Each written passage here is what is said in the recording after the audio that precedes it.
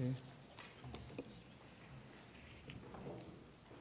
우선 정인으로 나와주셔서 감사합니다. 정은 거부권을 고지하겠습니다. 정은으로 인하여 본인이나 친족이었던 사람, 법정 대리인, 후견감독인이 형사소추 또는 공소제기를 당하거나 유죄 판결을 받을 사실이 드러날 염려가 있는 경우에는 사유를 소명하고 정은을 거부할 수 있습니다. 정인이 선설하신 후에 개별적인 신문사항에 대해서도 같은 이유로 정은을 거부할 수 있습니다. 정인이 선설하신 후에 경험하지 않은 사실을 경험한 것처럼 기억이 불분명한데 분명한 것처럼 진술하는 등 거짓말을 하시면 위정죄로 처벌받을 수 있습니다. 선서해 주십시오.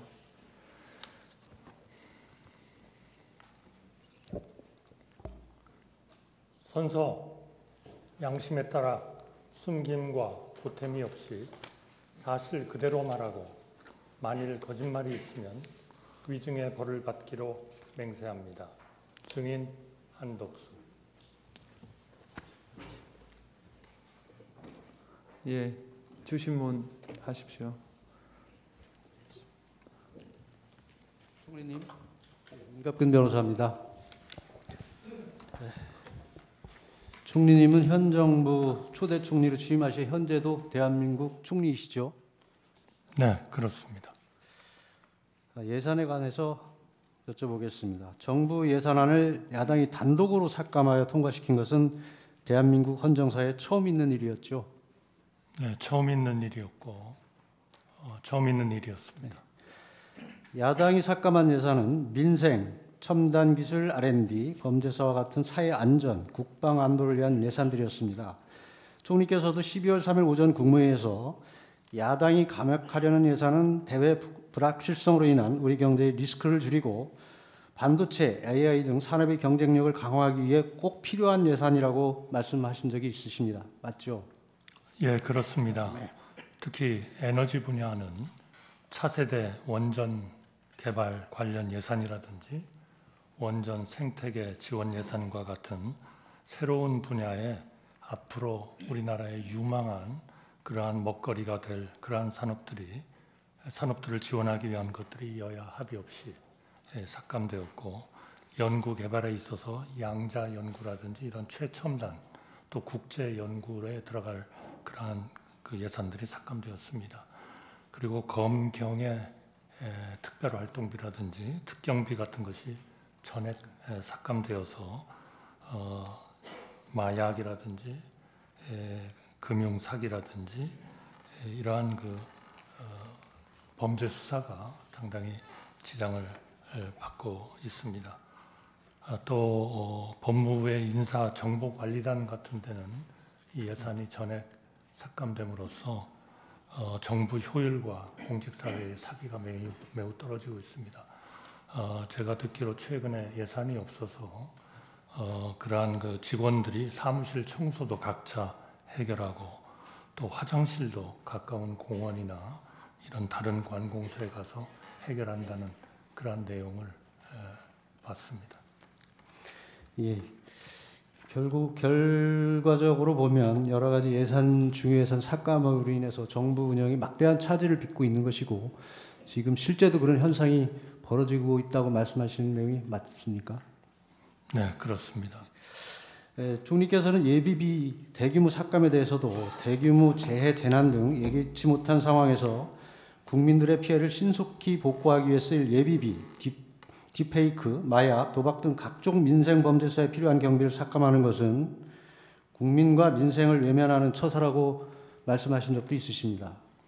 네, 올해 당초 2025년 예산으로 약 4조 8천억 정도가 계상이 됐습니다만 그 반 정도가 깎였고, 그중에 특히 그 재해를 대상으로 하는 그 목적 예비비가 많이 깎였기 때문에 다행히 우리가 천재지변이 없으면 큰 문제가 없겠습니다만 그런 천재지변이 생길 때에는 우리의 그 대응에 상당히 영향이 있을 것 같고요.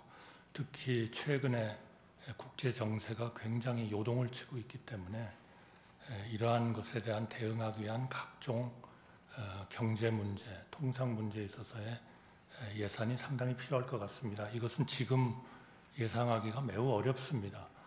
미국에도 새로운 대통령이 나와서 지금 관세를 부과하는 정책을 굉장히 강하게 하고 있어서 어떤 일이 앞으로 우리 산업에 영향을 미칠지 모르겠습니다. 예를 들면 2019년에 우리가 일본과 반도체 들어가는 원료 이런 쪽에 문제가 생겼을 때에도 우리가 예비비를 가지고 그 소재, 부품, 장비에 대한 대응 조치를 했었습니다. 굉장히 전 세계 불확실성이 지금 강화되고 있기 때문에 예비비는 굉장히 중요하다 이렇게 생각을 합니다. 야당은 예산안 일방 삭감에 그치지 않고 예산안이 자동 부의되는 국회법에 대한 개정안까지 통과시켰고 총리께서 대통령 권한 대행으로서 제의우권을 행사하셨죠. 이것은 정말 심각한 그러한 그 입법 시도였다. 저는 그렇게 생각합니다. 저희 헌법에 의하면 9월 3일 날 행정부가 입법부에 예산안을 올리면 입법부가 12월 2일까지 의결하도록 정해놓고 있습니다. 다시 말씀드리면 예산 편성권은 행정부가 가지고 있고 예산 심의 의결권은 입법부에 부여되고 있습니다. 그럼에도 불구하고 매년 헌법에 적힌 그런 의결 시한을 넘겨서 여야가 대립하는 이런 상황이 매년 반복됐기 때문에 2015년에 국회법을 개정해서 여야 합의가 없으면 12월 1일에는 정부안이 일단 국회 본회의에 상정이 되고 그 다음부터 여야 간 협상을 통해서 예산을 확정하도록 하는 그런 자동 부의 제도를 만들어서 국민들로부터 엄청난 칭송을 받은 바가 있고 그 후에도 물론 날짜를 그대로 지켜진 그러한 그 상황은 뭐 반드시 100% 전개된 것은 아니지만 이러한 자동 부의 제도에 의해서 여당, 야당이 상당한 압박을 받고 또 협상을 통해서 타결을 하는 그런 아주 큰 동인이 됐다 이렇게 생각하는데 이거를 고쳐가지고 이런 그 자동 부의 제도를 변형시키려고 하는 이런 의도는 저희 정부로서는 어떤 정부가 들었든 이것은 정말 우리 재정 운영에 심각한 문제가 된다고 저희가 봤고요. 그래서 제가 권한대행이 된 지 며칠 안 된 때지만 이거는 정말 우리 헌법과 법률 그리고 우리 대한민국의 미래를 위해서 어떤 욕을 먹더라도 이거는 입법화되면 안 되겠다 하는 뜻에서 제의 요구를 했습니다. 물론 이러한 문제에 대해서 행정부가 입법부를 견제하는 하나의 방법으로서 저희가 제의 요구를 합니다만 국회는 국회대로 또 제 의결을 통해서 3분의 2 이상의 그러한 의결을 가지고 행정부가 행한 이러한 그 제의 요구를 말하자면 압도할 수가 있기 때문에 여기에 바로 입법부와 행정부 간의 하나의 삼권 분립에 의한 그런 견제와 균형이 이루어지고 있다 이렇게 생각합니다. 네, 총리께서 거부권을 행사한 이 국회법 개정안은 사실상 정부의 예산 편성권을 박탈하는 것으로서 극단적으로는 국회 입법 독재의 전형이라고 볼 수 있을 것 같습니다. 심각한 문제점을 가지고 있다고 생각하는데 총리께서도 동의하시는 것이죠? 네, 저는 물론 우리나라 또 자유민주주의의 기본인 다수결 또 우리 representative democracy라는 것이 정말 그거는 다수의 일방적인 이런 폭주라 할까요? 이런 것은 정말 민주주의의 기본은 아니다. 저는 그렇게 생각합니다. 일전에 영국의 세처 총리가 워싱턴에 가서도 민주주의의 가장 큰 암적 존재는 두 가지인데 하나는 포퓰리즘이고 또 하나는 이런 아주 절대적인 다자주의 이런 것이다 이런 얘기를 했습니다. 결국 이런 다자주의가 소수를 배려하고 우리 국민의 기본권을 신장시키고 대한민국이나 국가의 미래를 발전시키는 쪽으로 작동하지 않는다면 그거는 다수결 자체가 오히려 상당한 문제거리로 등장할 수 있다. 이렇게 제기를 하는 그런 때가 있었고요. 또 사실 현실적으로 민주주의는 왜 붕괴하는가 하는 그런 책을 쓴 많은 분들도 결국 이런 다수결 일방적인 이러한 그 밀어붙이는 것에 의해서 국가의 정책이 왜곡되고 그리고 국민의 기본권, 권리, 삼권 분립 이런 것들이 제대로 이루어지지 못하는 것에 대한 경고를 계속 하고 있습니다. 이것은 굉장히 중요한 그런 일이다. 저는 증인으로서는 그렇게 생각합니다. 정부 주요 정책 실행을 위한 법안들에 대해서 야당이 발목을 잡아왔던 일들과 관련해서 여쭙겠습니다. 여러 가지 법안들에 대해서 특히 방사능 수출을 위해서는 국회의 동의를 받아야 한다는 등의 법률, 이런 법률들이 있었습니다. 총리께서 문제라고 생각하시는 대표적인 법안들을 말씀해 주실 수 있겠습니까? 예, 결국 우리 대한민국의 미래는 결국 첨단 산업과 그리고 에너지, 방산, 그리고 신재생 에너지 이런 부분들이 될 걸로 생각을 합니다. 물론 그 이외에 지금 우리나라가 뻗어나가는 문화라든지 뭐 여러 가지 분야들이 있습니다만 세계 G6, G7 이런 쪽으로도 우리가 상당히 넘나볼 수 있다 하는 것이 뭐 최근에 우리 분위기인데요. 이런 첨단과 연관되면 결국 반도체, AI 이런 쪽에 대한 지원을 좀 획기적으로 해야 되고 또 풍부한 이런 에너지를 저희가 확보할 수 있어야 되고 그것도 탄소 배출을 줄이는 원전, 신재생 에너지, 풍력, 뭐 태양광 이런 쪽을 저희가 굉장히 발전을 시켜야 되는데요. 그런 것들에 지금 큰 하나의 애로가 되고 있는 것들이 결국 우리 원전을 확장하기 위한 고준위 방패장 특별법 이런 것들이 만들어져야 전 세계적으로 이 원전이 하나의 국제적인 그 파이낸싱을 받는 그러한 하나의 산업으로서 등장할 수가 있는데 이것이 저희한테 굉장히 오랜 동안 지체가 되어 왔고요. 또 특히 이런 그 발전을 하게 되면 전력을 송배전을 해야 되는데 최근에 이런 이 국민들의 저항이라든지 이런 것들이 예전과 또 다른 차원에서 이 문제를 저희가 좀 대응을 해야 되는 상황이 돼서 이런 전력망을 획기적으로 확대하기 위한 전력망 특별법 이것이 반드시 저희가 필요한 그런 상황이었고요. 그리고 신재생 에너지를 위해서는 해상풍력 같은 것이 중요한데 우리가 비교적 해상풍력이 풍부하기 때문에 그러나 이 해상풍력은 굉장히 많은 규제를 동반할 수밖에 없습니다.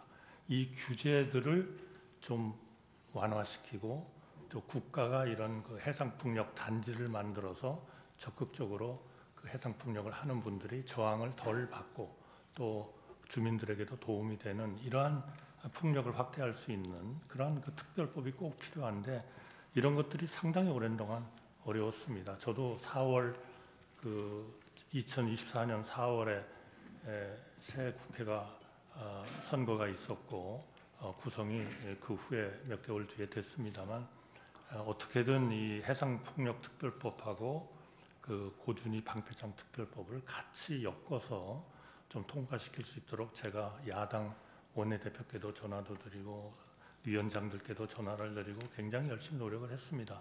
상당 부분 접근이 됐습니다만 결국 아직까지도 그것이 굉장히 더디게 이렇게 진행이 되다가 최근에 와서 관련 위원회들을 좀 통과되는 그러한 그 상황이 있습니다.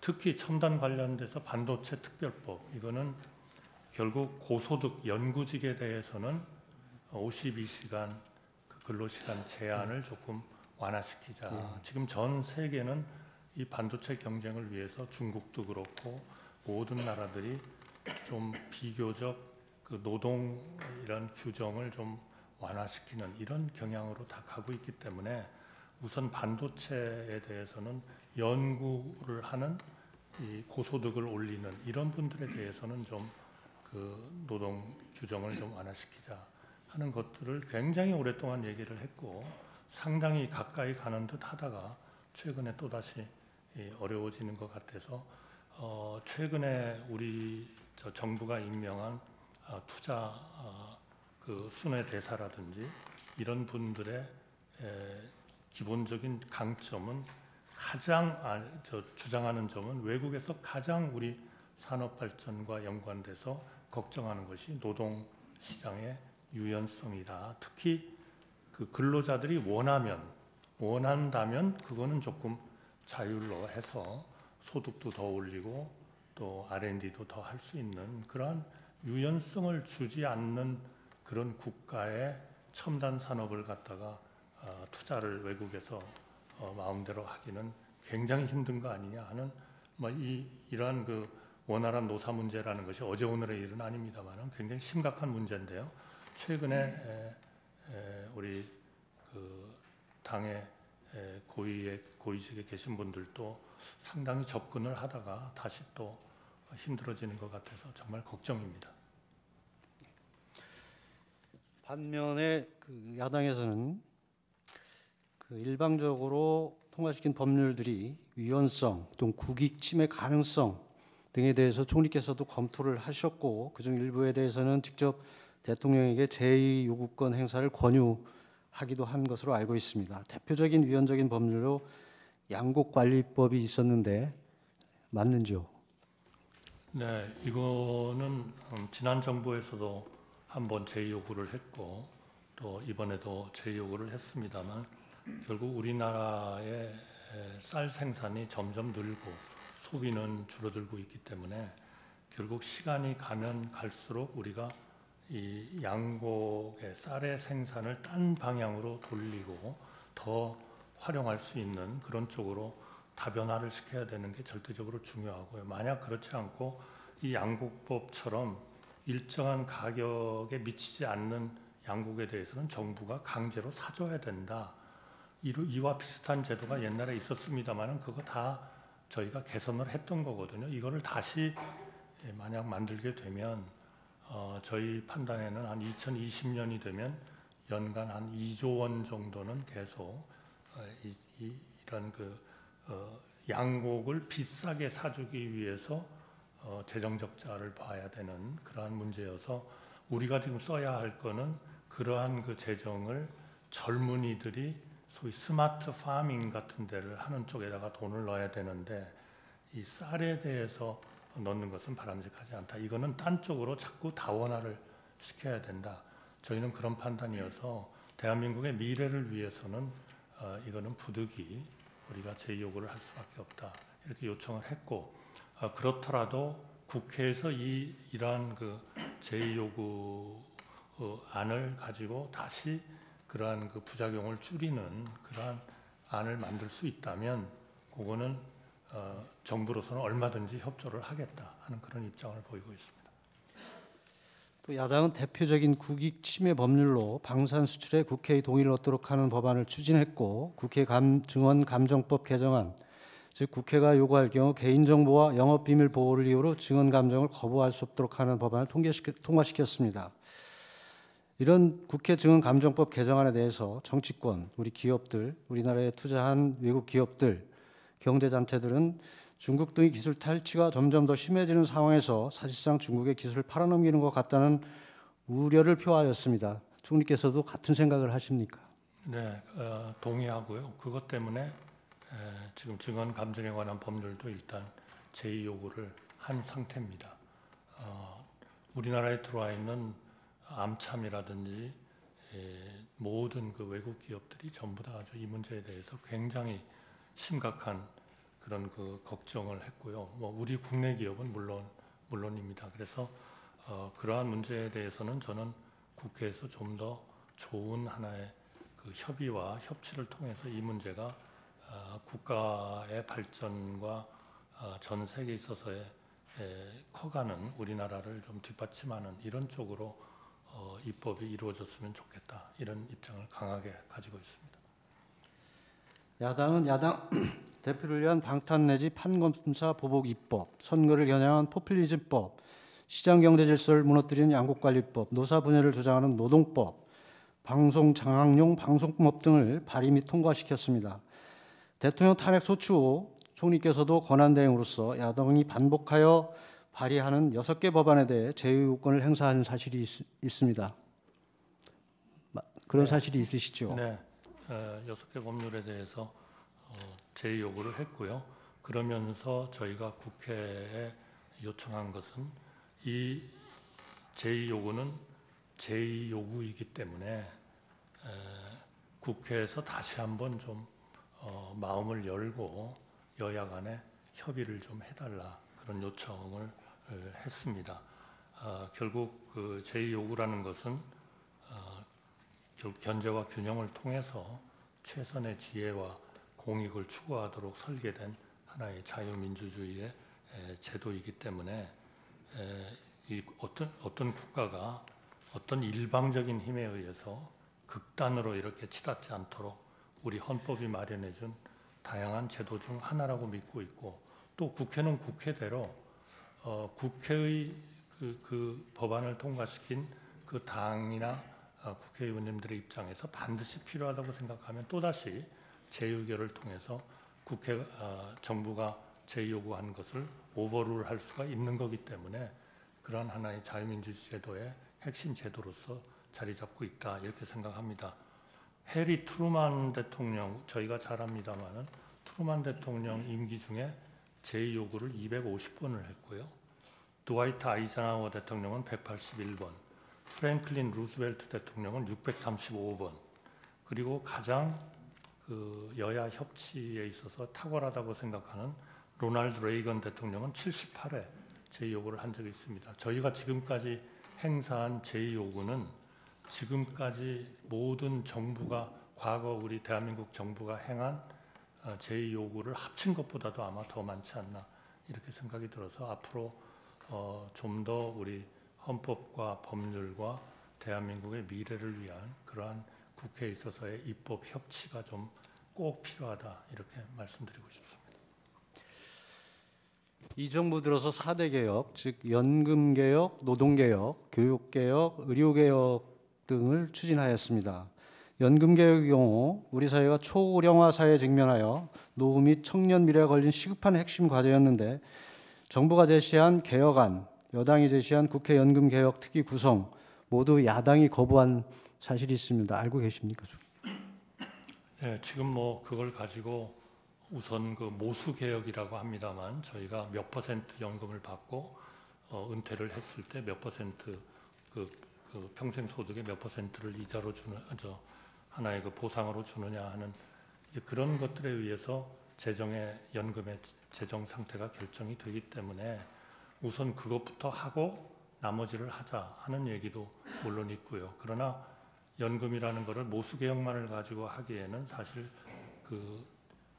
소위 연금이 파산하는 그러한 기간이 한 7년 정도 연기되는 것밖에는 안 됩니다. 그렇기 때문에 거기에 그 선진국들이 쓰고 있는 그러한 제도를 같이 제도적 개혁을 같이 해야 그래도 몇십 년 정도 갈 수 있는 그런 연금 개혁이 될 수 있다 해서 굉장히 중요한 하나의 그런 과제인데요. 저는 그러한 그 모수 개혁을 먼저 하는 것도 하나의 방법은 되겠습니다만은 아마 모수 개혁을 일단 하고 나면 연금을 그런 더 좀 힘들고 어려운 이 구조 개혁을 하는 것은 아마 물 건너 가버릴 것이다. 저는 그렇게 생각합니다. 그렇기 때문에 그런 것들은 연금특별위원회 같은 걸 만들어서 우리 국민들의 의견을 충실히 소위 수용해 가면서 우리 국민들의 컨센서스를 이루어 가지고 정치권이 이 문제를 하여튼 해결을 해내야 된다. 저는 그렇게 생각합니다. 야당에 의해 가로막힌 주요 추진 민생 법안을 보면 반도체 산업 지원 강화를 위한 반도체 특별법, 기업 밸류업 프로그램의 일환인 조세 특례 제한법과 상법 개정안, 과도한 국민 부담을 완화하기 위한 상속 증여세법 개정안, 국가 전력망 확충을 위한 첨단 에너지 3법, 국가안보 등 국익 보호를 위해 간첩행위 대상을 확대하는 형법 개정안, 아이돌봄 지원법, 지역균형발전법 등이 있었는데 모두 야당의 반대 내지 비협조로 실행하지 못한 것이 사실입니까? 네, 뭐 그런 측면이 있습니다만 예를 들면 지금 그런 뭐 간첩 행위 같은 것도 옛날처럼 우리가 우리의 주적인 북한만을 간첩으로 보는 이런 것들을 벗어나야 할 그런 국제적인 여건이 되고 있기 때문에 이런 딴 나라들도 간첩 행위를 할 때에는 우리 형법에 의해서 뭐 처벌을 받도록 하는 그런 것들이 이루어져야 되지 않냐 하는 필요성은 굉장히들 느끼고 있습니다만 이런 부분들은 우리 정치권은 우리나라의 리더이기 때문에 우리 정치권이 첨예하게 이렇게 부딪힐 그러한 그 철학적인 그런 법률도 물론 있을 겁니다. 그러나 태반은 우리 국가의 안보, 경제 발전, 그리고 우리 국민들의 사회적인 복지, 이러한 또 우리 청년들에 대한 미래 이런 것들을 결국 좀 더 낫게 만들고자 하는 것이기 때문에 좀 과감하게 이제 이런 정말 정치권이 뭔가를 이걸 앞장서서 하지 않으면 저는 분명히 우리나라의 미래는 없다. 저는 확언할 수 있습니다. 본 대리인도 총리님의 의견에 전적으로 공감합니다. 이 정부 들어서 비상계엄 선포 전까지만 22건, 그 이후까지 총 29건의 탄핵 발의가 됐는데 이것은 헌정사상 처음 있는 일입니다. 총리께서는 이 줄탄핵이 되는 것에 대해서 어떻게 생각을 하십니까? 원래 탄핵은 이런 헌법이나 법률에 중대한 위반이 있는 그러한 고위직에 대해서 어제 우리 법사위원장께서도 말씀을 하셨습니다마는 하여튼 헌법 수호를 위해서 써야 되는 그러한 거 아닌가 싶습니다. 그러나 물론 뭐 이런 소추된 분들에 대한 다 이유가 있겠습니다만 그러나 일반 국민들이 좀 국민의 눈높이에서 봤을 때 정말 저거는 중대한 범죄를 저지른 사람이기 때문에 헌법과 법률에 위반을 했기 때문에 탄핵을 해야 된다 이렇게 생각하는 국민들의 어떤 그런 눈높이와 우리 지금 탄핵 29건이 뭐 발의가 됐습니다만 그 29건이 국민의 눈높이하고 반드시 맞는지 그거는 또 역시 그 정치권이 한번 아주 심각하게 이 문제를 논의를 해보고 좀 생각을 해봐야 된다 이렇게 생각을 합니다. 예를 들면 임명된 지 이틀 된 방통위원장이 탄핵이 되고 또 그 탄핵을 피하기 위해서 간지 얼마 안 된 사람이 또 사표를 내고 이런 막 편법과 국가의 어떤 기능이 제대로 돌아가지 못하게 하는 이런 조치를 우리나라의 헌법을 만드신 분들이 염두에 두고 그 헌법을 만들었다고는 저는 절대로 생각하지 않습니다. 특히 탄핵 소추를 하게 되면은 직무정지가 돼가지고 그것이 언제인지도 모르는 기간을 그냥 완전히 일은 하지 않으면서 그렇다고 사표를 내서 사후적인 사람이 충원되는 것도 아니고 하는 이러한 아마 전 세계에 직무정지를 시키는 그런 제도는 굉장히 드물 겁니다. 제가 보기에는 아마 미국은 전혀 그런 게 없고요. 제가 알기로는 그래서 이런 부분에 대해서 충분히 좀 배려를 하면서 국가가 우선 살아야 그러한 국가 국민의 번영도 있고 행복도 있고 정치권의 정말 보람도 있는 거 아닌가 저는 그렇게 생각합니다. 계엄 이후인 2024년 12월 23일 총리께서 당시 야당이 통과시킨 내란 특검법 등에 대해 공포를 할 것인지 또는 재요구를 할 것인지 검토하고 있던 상황이었습니다. 그날 오전 더불어민주당 원내대변인이 당시 국무위원이 공석인 국방, 행안, 여가부 장관 제외 총원이 16명인데 박성재 법무부 장관이 직무정지 상태라 15명이다. 만약 이 중 5명을 탄핵시켜버리면 국무회의가 의결을 못한다. 국무회의는 3분의 2로 의결을 하도록 되어 있어서 5명을 더 탄핵하면 아예 의결이 안 된다. 국무회의가 돌아가지 않으면 지금 올라간 법안들은 자동으로 발효된다. 여기까지도 고민하고 따져봐야 하는 아주 중요한 시점이라고 했던 사실이 있습니다. 알고 계십니까? 네, 알고 있고요. 의결을 따지기에 앞서서 우리 헌법은 국무위원의 숫자를 15인 내지 30인으로 규정하고 있습니다. 지금 탄핵 정지된 분들을 빼고 나면 16인입니다. 이제 거기에 두 사람만 무슨 일이 있어가지고 아웃돼 버리면 국무회의가 없어지는 겁니다. 그러면 국무회의가 없어지면 우리 헌법에서 정하는 국무회의가 하도록 돼 있는 그런 일들은 다 그거는 무슨 저 의결을 하고 뭐하고를 따지기 앞서서 존재 자체가 없어져 버리는 거 아니냐. 그러니까 엄청나게 심각한 일이고 또 그 심각한 거를 제가 우리 정치권에도 권한대행 시절에 몇 번 말씀을 드렸습니다. 이 정도로 심각하다. 근데 아직까지 특별한 조치가 없어서 정말 대단히 유감입니다. 다수 의석을 가진 정당이 탄핵 제도를 악용하여 국무회의 구성 자체를 하지 못하도록 하는 것은 사실상 삼권 분립의 한 축인 입법부가 다른 한 축인 행정부를 견제를 넘어 장악하려는 의도를 노골적으로 드러내는 것인데, 이러한 탄핵 제도의 악용이 과연 국회의 정당한 권한 행사이고 국정을 마비시키는 행위도 아니고 헌법과 국민 이익에 반하는 헌정 질서 문란 행위가 아니라고 할 수 있겠습니까? 저는 헌법과 법률에 규정이 돼 있으니까 규정이 돼 있는 거는 할 수 있는 거 아니냐 하는 논리도 물론 있습니다. 그러나 자유민주주의의 기본은 그러한 그 다수결 원칙을 그렇게 적용하라고 저는 있다고는 믿지 않습니다. 그거는 역시 소수도 배려하고 또 다수와 소수가 같이 참여해서 뭔가를 해야 된다 이렇게 생각하고요.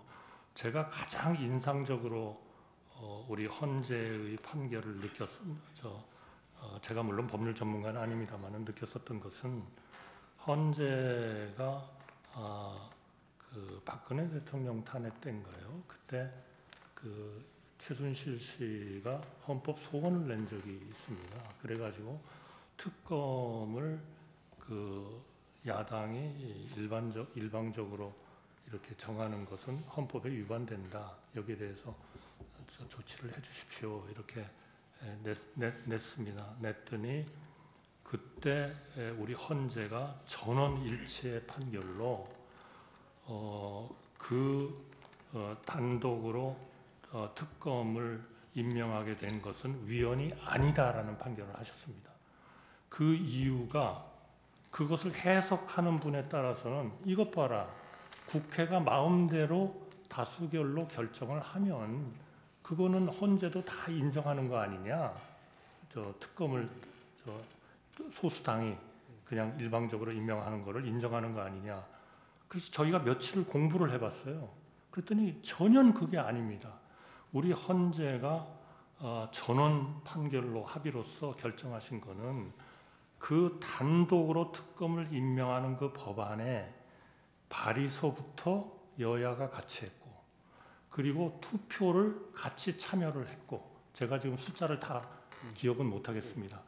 그래서 그야말로 여야가 합쳐서 단독 야당 그때는 한 당이 임명하는 것을 인정을 하고 투표해서 같이 투표를 했기 때문에 그것이 합의라고 보는 것이다. 그래가지고 이제 그게 국회에서 좀 정책 질의 때 좀 논쟁이 되고 했습니다만 저는 참 그런 정신, 그런 그 하나의 자유민주주의를 정말 제대로 살리고자 하는 우리 정치권의 정말 큰 뜻, 정말 우리 과거에 항상 국가가 어려울 때는 정말 좋은 정치인들이 계셨거든요. 그분들이 그 문제를 해결을 했다고 저는 믿습니다. 그러니까 우리가 여러 가지 행정, 입법, 사법이 잘 견제와 균형을 해가겠지만 정말 우리 이 정치권의 하나의 그런 이 국가를 위하는 그러니까 여기에는 무슨 좌와 우는 저는 없다고 봅니다. 오로지 국가가 위로 갈 것이냐 아래로 꼬나박을 것이냐 저는 둘 중에 하나라고 생각하거든요. 이제는 정말 국가가 위로 가기 위한 그러한 우리 정치권, 행정부, 국민, 언론, 시민단체, 노조, 기업인 모두가 힘을 합쳐야 된다. 저는 지금이 정말 위기라고 생각합니다. 여기서 우리가 삐끗 잘못하면요, 우리 대한민국의 미래는 저는 없다고 생각합니다. 추가하시겠습니까? 반대신문 마치고 하겠습니다. 네. 수식문 하겠습니다. 김남준 변호사입니다. 정의는 노태우 정부에서 1993년 대통령 비서실 통상산업비서관, 1996년 특허청장, 김대중 정부에서 98년 외교통상부 통상교섭본부장, 2001년 대통령 비서실 경제수석, 참여정부에서 2004년 국무조정실장, 2007년 38대 국무총리를 역임했고 박근혜 정부에서는 기후변화센터 이사장을 맡았으며 윤석열 정부에서는 2022년 5월부터 국무총리로 재직 중이죠. 그렇습니다. 예, 사망 묻겠습니다. 국무총리는 대통령을 보좌하고 대통령 유고 시에는 대통령의 권한을 대행하며 행정각부를 지휘하는 그런 역할을 하죠. 예, 그렇습니다.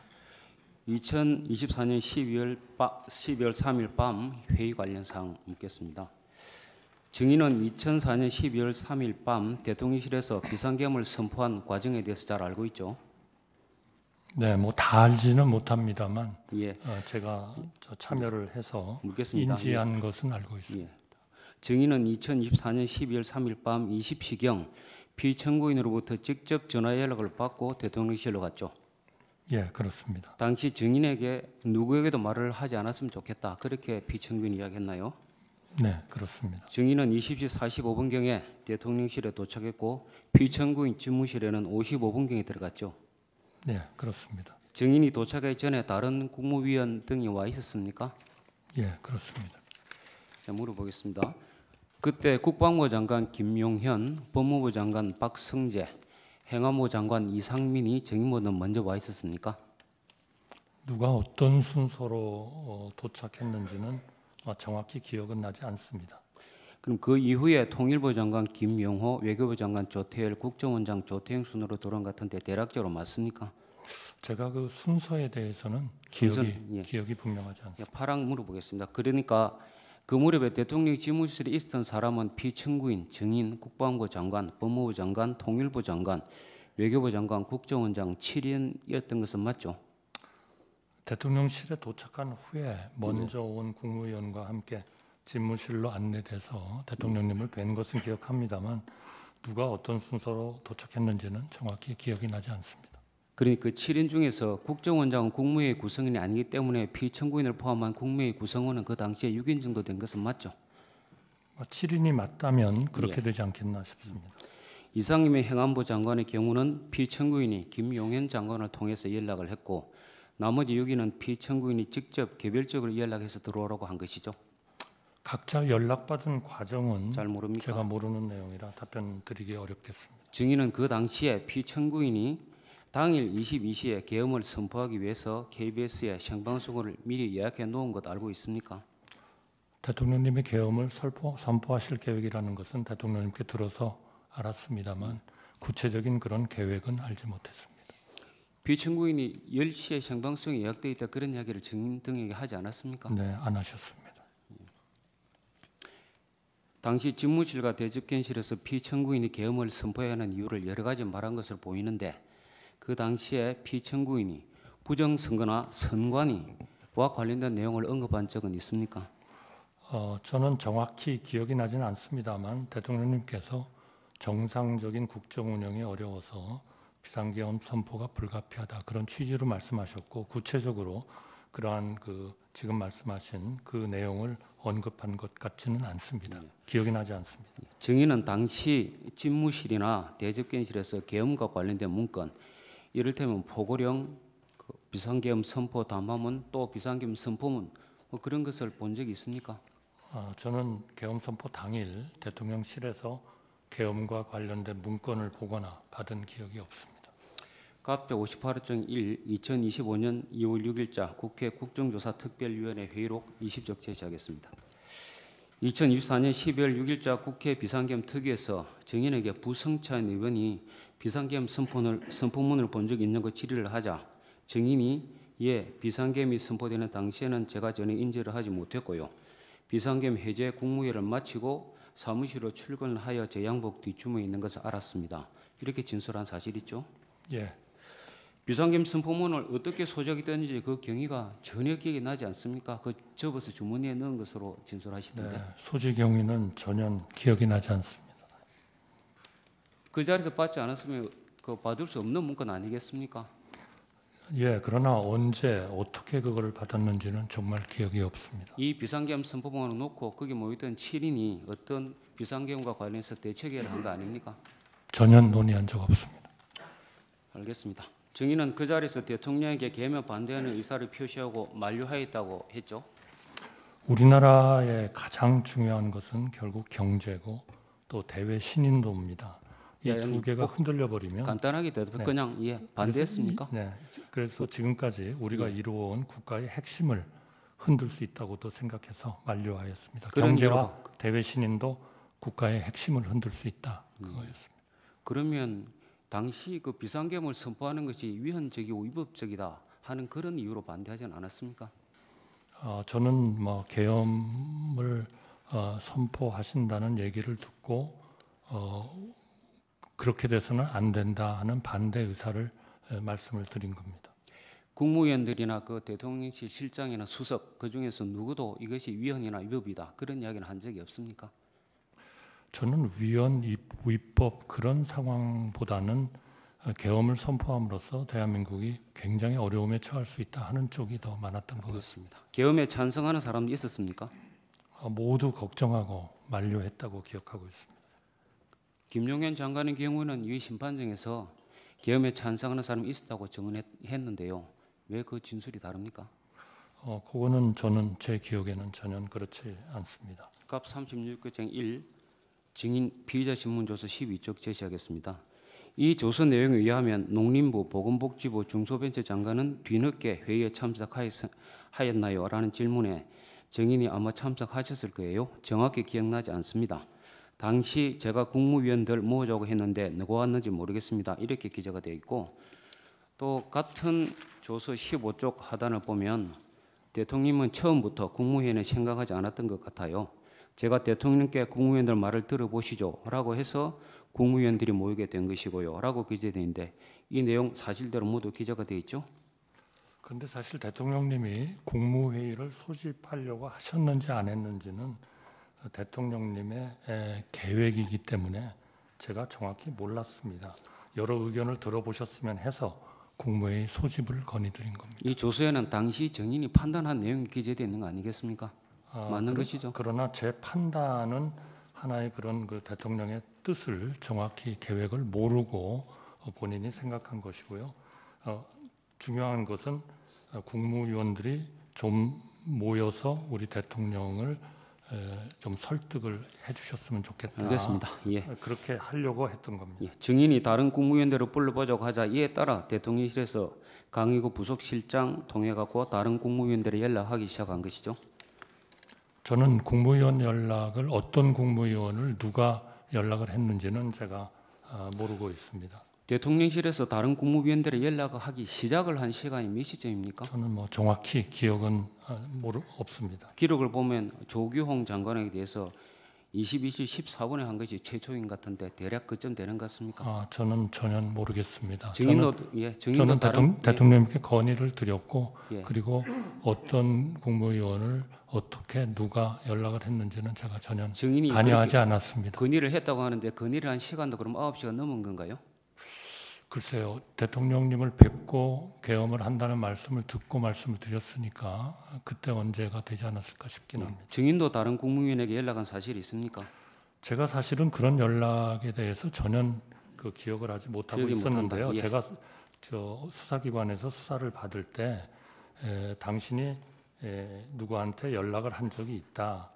그래서 생각을 해봤더니 또 제가 한번 전화를 찾아봤더니 맞았습니다. 그런데 그때는 제가 그분을 새로 오시도록 연락을 한 게 아니고 빨리 와서 함께 대통령을 설득하자 하는 그런 마음에서 어디쯤 와 계신지를 제가 아마 확인이라기보다는 알아보는 그런 거였고 제가 처음으로 그분께 됐습니다. 그 정도 와주세요라고 제가 예. 요청을 한 것은 아니었습니다. 예, 국무회의는 국무위원 과반의 출석을 의결하고 3분의 2 찬성을 의결하죠. 예, 그렇습니다. 국무위원은 21인이므로 11인이 되어야 개의 요건을 갖추는 것이죠. 뭐 제가 예. 정확한 건 모릅니다만 그렇게 알고 있습니다. 오영주 지금. 중소벤처기업부 장관이 마지막으로 21시 40분경 대통령실 예약을 받고 22시 17분경 대접견실에 도착해서 비로소 국무위원이 11명이 되었다 하는데 증인 그 내용 압니까? 제가 몇 명 국무위원이 모이는지 누가 예, 오는지 잘 모른다. 이런 알겠습니다. 순서는 전혀 경황이 없어서 예. 제가 파악을 하지 못하고 오영주 장관과 조경 장관은 실제 회의 시간은 3분도 되지 않고 발언할 기회도 전혀 없이 피청구인이 혼자 하다가 나갔다고 하는데 그 사실도 압니까? 글쎄 국무위원 개개인의 세부 상황을 잘 모른다. 제가 다 예. 알고 있지 못합니다.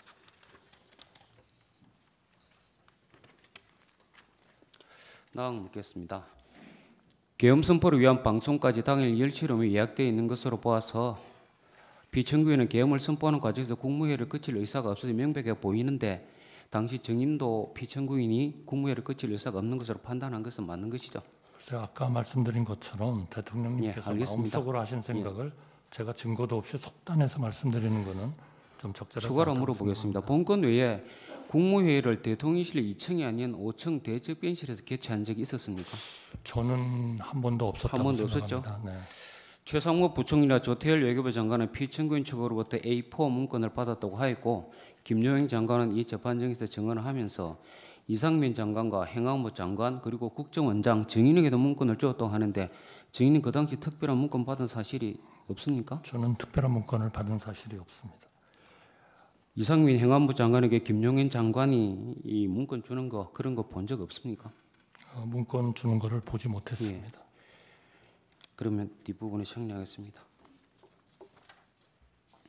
피청구인이 계엄 선포 후에 다시 대책견실에 돌아왔죠. 예, 그런 것으로 알고 예, 국무위원들이 여러 가지 지시를 한 것으로 밝혀졌는데 구체적으로 누구에게 어떤 지시를 했는지 기억이 납니까? 사실 그때는 너무 경황이 없어서요. 잘 기억이 안 난다. 예, 개개인에게- 증인에게 무슨 지시했습니까? 저한테는 그 특별한 지상이 없었던 것으로 알고 있었습니다만 일상적인 의전, 예를 들면 한 이틀 뒤에 무역협회의 그 무역의 날 행사가 있었습니다. 거기에 대신 좀 대신 참석해달라 참석하라. 그런 말씀을 들은 것 같습니다. 혹시 그 자리에서 뭐 단전, 단수 하는 그런 이야기 나온 사실 있습니까? 전혀 없습니다. 이상임 행안부 장관의 경우에는 단전, 단수와 관련된 A4 문건이 있었고 소방청장에게 그런 이야기를 적혀 있는 문건을 봤다고 하는데 그런 문건 본 적은 없습니까? 없습니다. 김용현 장관은 야당에서 제기한 계엄 준비 의혹을 적극적으로 부인하고 지난해 9월 국회 인사청문회에서도 장관이 된 다음에 계엄 발동을 건의할 생각은 없냐 하는 의원의 질이 없다고 답했고 대한민국 상황에서 과연 계엄을 한다 그러면 어떤 국민이 용납하겠나라며 우리 군도 따르겠나 저는 솔직히 안 따를 것 같다. 그렇게 하고 이어 너무 우려 안 하셔도 될 것 같다. 그 발언한 사실인데 그건 알죠. 언론 보도 등을 통해서 개략적으로 알고 있습니다. 당시 그 한기호 국민의힘 의원도 국회가 계엄 해제 의결을 하면 해제해야 한다 하는 그런 발언을 했는데 그것도 기억이 납니까? 죄송합니다. 다시 한 번만. 한기호 국민의힘 의원도 당시 국회가 계엄 해제 의결을 하면 해제를 해야 한다 하는 그런 발언도 했는데 알고 있습니까? 뭐 이미 개괄적으로 언론을 통해서 알고 있습니다. 예. 또 지난해 10월 국회입니다. 국회 법제사법위원회 국정감사에서 또 김용현 장관이 야당의 계엄 의혹 추궁에 대해서 계엄이 발령되고 나면 국회에서 해제할 수 있는 권한이 보장돼 있다. 이런 것들이 다 되어 있는데도 불구하고 계엄하시는 것에 대해 이해가 잘 안 간다 발언했는데 이 사실도 알고 있습니까? 그 언론 보도를 통해서 개략적으로 알고 있습니다. 비상계엄 선포를 할 당시 12월 3일 국무위원 등이 국회가 계엄 해제 결의를 할 경우 어떻게 할 것인지 피청구인에게 물어보거나 의견을 말한 사람이 없었습니까? 그런 말씀은 듣지 못했습니다. 없었습니까? 예, 못 들었습니다. 적어도 김용희 장관의 경우 이 작년 10월 법제사법위원회 그전 인사청문회 관련 사정을 보면 국회가 계엄 해제 의결을 의결한 경우에 대해서 사전에 대비를 해놓았고 이에 대해서 당시 국무위원 등에게 이야기했을 것으로 보이는데 그게 상식적으로 보이는데 전혀 들은 바 없다고요. 그런 말씀은 전혀 듣지 못했습니다. 그런 조치를 미리 그에게 계엄 해제 의결할 경우 조치를 하고 그래서 군대를 뭐 넣으면 된다 그런 얘기 한 적 네, 없습니까? 듣지 못했습니다. 비상계엄 해제 이후의 상황에 대해서 묻겠습니다. 국회 계엄 해제 의결은 2024년 12월 4일 1시 3분에 있었죠. 예, 그렇습니다. 그 계엄법에 따르면 국회 계엄 해제 의결이 있는 경우에 지체 없이 계엄을 해제해야 하는데 국무회 의결이 그로부터 상당히 시간이 지나갔고 4시 30분경 이루어졌죠? 네, 그렇습니다. 상당히 시간이 많이 경과되지 않았습니까? 왜 그런지 압니까? 저희 판단에 대통령께 그 해제 승인을 받고 저희는 정말 그 국무회의는 철저하게 준비해야 된다고 생각했습니다. 알겠습니다. 안건도 예. 만들고 번호도 받고 그리고 우선 국무위원들을 전부 다 용산으로 오시도록 그렇게 좀 연락을 하고 그런 그 과정이 시간이 꽤 걸렸습니다. 갑 사업장의 3 2024년 12월 10일자 제418회 11자 국회 국방위원회 회의록 130에서 131쪽입니다. 국방부 군사보좌관 김철진의 진술에 의하면 김철진은 김용현 국방부 장관을 따라 2024년 12월 4일 1시 30분경부터 1시 40분경 합참 지하에 있는 지휘통제실 결심지원실에 들어갔는데 이때 피청구인이 국회 법령지를 달라고 해서 찾아줬다는데 이 사실 압니까? 모릅니다. 이 언론으로부터 듣지도 못했습니까? 예, 이 그때 국회 법령지를 피청구인이 왜 요구했는지 그런 거 잘 모릅니까? 네, 모르겠습니다. 당시에 피청구인이 국회 법령지를 찾아본 것은 예상을 벗어나서 국회 계엄 해제 의결이 이루어지자 거기에 대해서 거부권을 행사하는지 알아보려 한 것이라고 하는데 그런 데 대해서 전에 들은 적 없습니까? 모릅니다. 24항 묻겠습니다. 당시 피청구인은 합참지휘통제실 결심지원실에 약 1시 20분부터 1시 50분경 기록을 보면 정확히는 1시 16분부터 1시 47분인 것 같습니다. 그때 그 정도까지 머물렀죠? 그런 사실은 제가 알지 못합니다. 전혀 모릅니까? 네. 그럼 25번 묻겠습니다. 증인은 2시 1분경 국회로부터 계엄 그 해제 의결 요구안이 가결됐다는 통보를 받고 2시 5분경에 대통령실로 출발해서 30분경 도착했습니까? 예, 그렇습니다. 증인이 계엄 해제 건의를 했습니까? 저와 비서실장이 같이 대통령께 들어가서 계엄 해제를 건의했습니다. 피청구인이 그때 어떻게 이야기하던가요? 네, 해제 국무회의를 하라고 하셨습니다. 이 피청구인의 경우는 4차 변론기일에서 이 심판정에서 계엄 해제 결의 방송을 듣자마자 장관과 계엄사령관을 불렀다는 것은 집무실을 불렀다는 것 같은데 계엄 해제 지시를 바로 했다고 그러거든요. 그건 아마 제가 가기 전이었지 않았나 싶습니다. 저는 아까 말씀대로 한 2시 30분 정도에 비서실장하고 갔기 때문에 그 전에 어떤 조치를 하셨는지는 저는 잘 모릅니다. 잘 모릅니까? 제가 불러서라고 물어보는 이유는 집무실을 불러서 했다는 것으로 보이는 것이고 여기에 보면 합참 지원실에 가가지고 나중에 했다는 거니까 그 차이에 대해서 잘 모르냐 그걸 물어보는 네, 겁니다. 제가 모르고 있습니다. 증인은 그 비상계엄의 그 요건, 헌법과憲법에 정해지고 있는 요건 알고 있습니까? 네, 알고 있습니다. 2024년 12월 3일 비상계엄을 선포할 당시에 헌법에 정해져 있는 전시, 사변 또는 이에 준하는 국가 비상사태가 존재하지 않았고 병력으로서 공공의 안정 질서를 유지할 필요가 없었던 것은 명백하죠.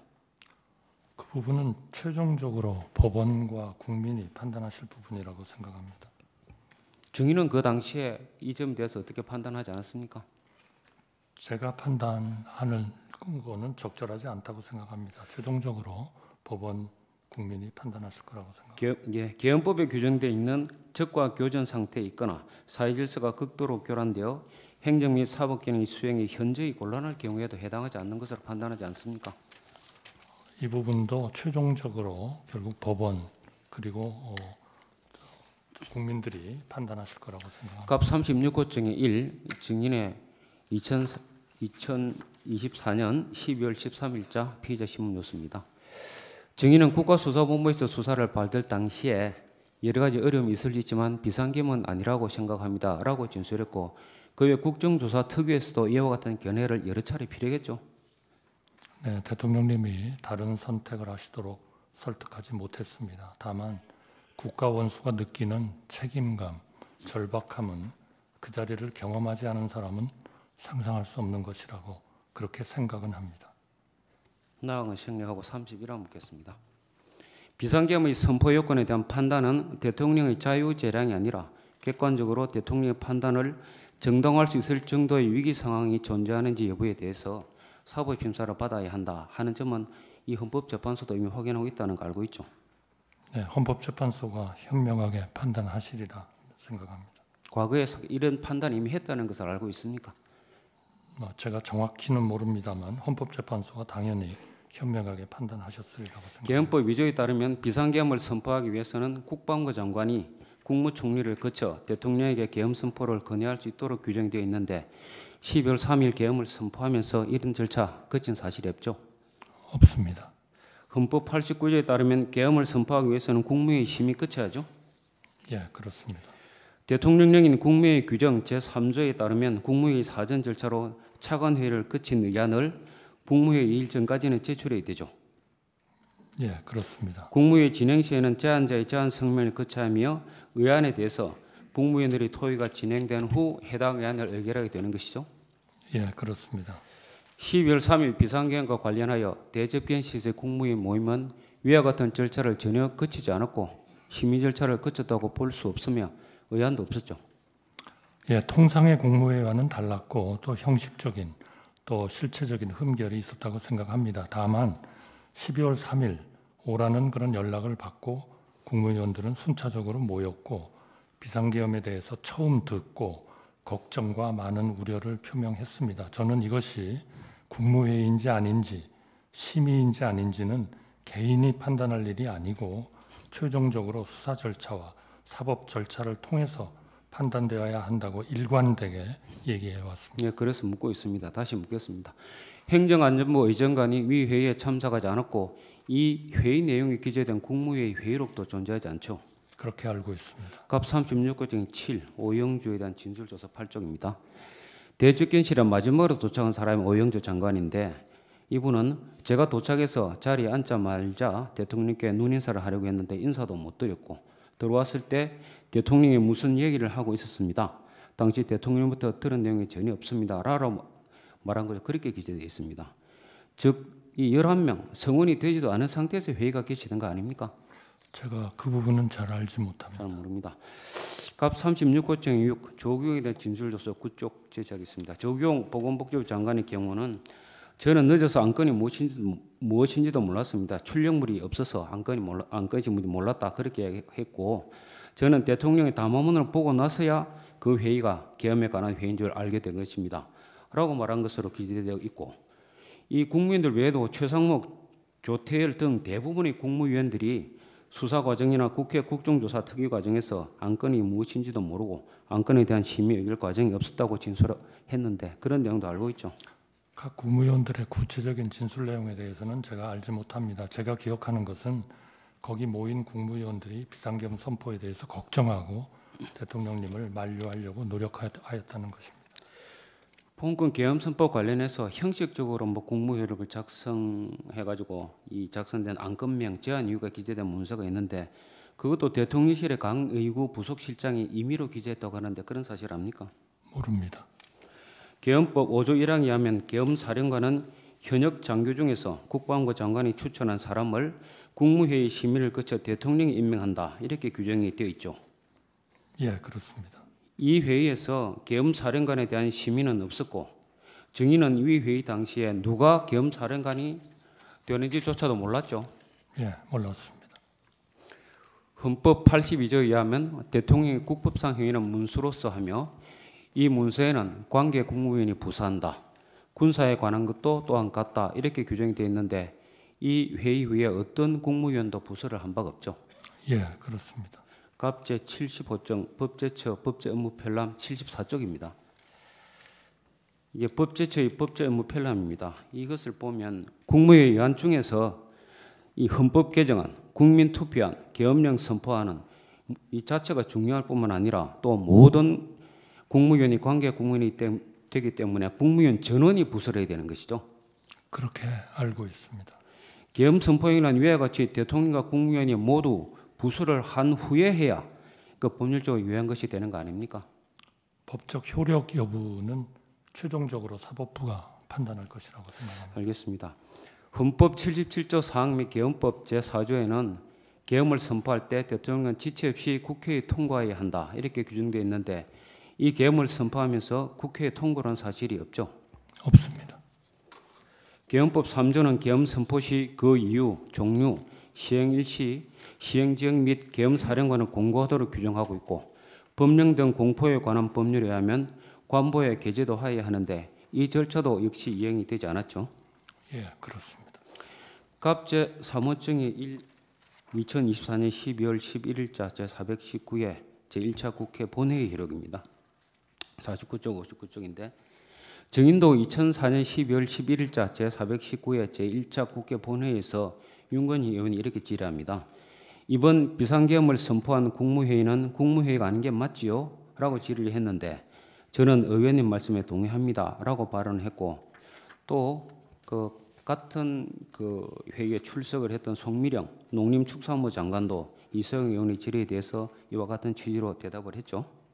제 답변은 통상의 국무회의와는 달랐다는 취지입니다. 그리고 송미령 장관님의 구체적인 진술에 대해서는 제가 알지 못합니다. 예, 갑 제3호증이 3이 아니라 2입니다. 갑 3호증의 2. 2024년 12월 13일자 제419회 제3차 국회 본회의에서도 임미애 의원의 질의에 대해서 정의는 국무회의 소집 절차나 실체나 이런 것들이 전혀 갖춰지지 못했다 하는 말씀을 드립니다. 이렇게 대답을 했죠. 예, 통상의 국무회의와는 달랐다는 취지입니다. 이뿐만 아니라 정의는 여러 차례 이제 국회에 출석을 많이 하셨는데 그 회의가 12월 3일자 회의가 국무회의 요건을 갖추지 못해서 간담회로 본다. 개의 및 종료 절차도 없었다. 간사가 없었다 하는 발언을 국정조사 특위 과정에서 여러 차례 말한 바 있죠. 간담회 발언은 통상의 국무회의와는 달랐다는 취지이고요. 간담회로 본다는 표현은 개의 및 종료 절차, 간사가 없었다는 사실에 대한 저의 주관적인 느낌을 말씀드린 겁니다. 네. 마지막으로 묻겠습니다. 정인도 아까도 말씀하셨습니다만은 현재와 같은 이런 비상한 사태가 장기간 지속될 경우에 국가 신뢰도가 하락할 것이며 경제, 외교 문제 등이 심화될 것이기 때문에 국정 공백을 막고 정치적 혼란을 수습하기 위해서 현재 이 사태가 조속히 해결돼야 한다고 생각하죠. 저는 비상계엄 및 비상계엄을 전후하여 벌어진 그러한 극단의 정치로 인하여 우리 국민 한 분 한 분이 느끼고 계신 절망감을 무겁게 받아들이고 있습니다.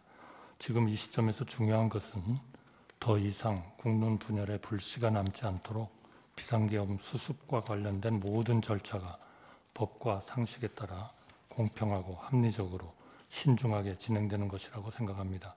그래야 국민 통합이 가능합니다. 국민 통합 없이 어느 한편의 힘만으로 나라 전체가 번영한 사례는 세계 역사상 단 한 곳도 없었습니다. 예. 네, 제가 몇 가지만 여쭤보겠습니다. 아까 피청구인 쪽 주신문에서 지금 탄핵이 국무위원에 대한 탄핵도 여러 명 지금 진행 중이어서 현재 국무위원이 16명밖에 안 된다 그러셨죠? 지금 예. 그러니까 직무정지된 국무위원들을 네네네. 빼고. 그러니까요, 빼고.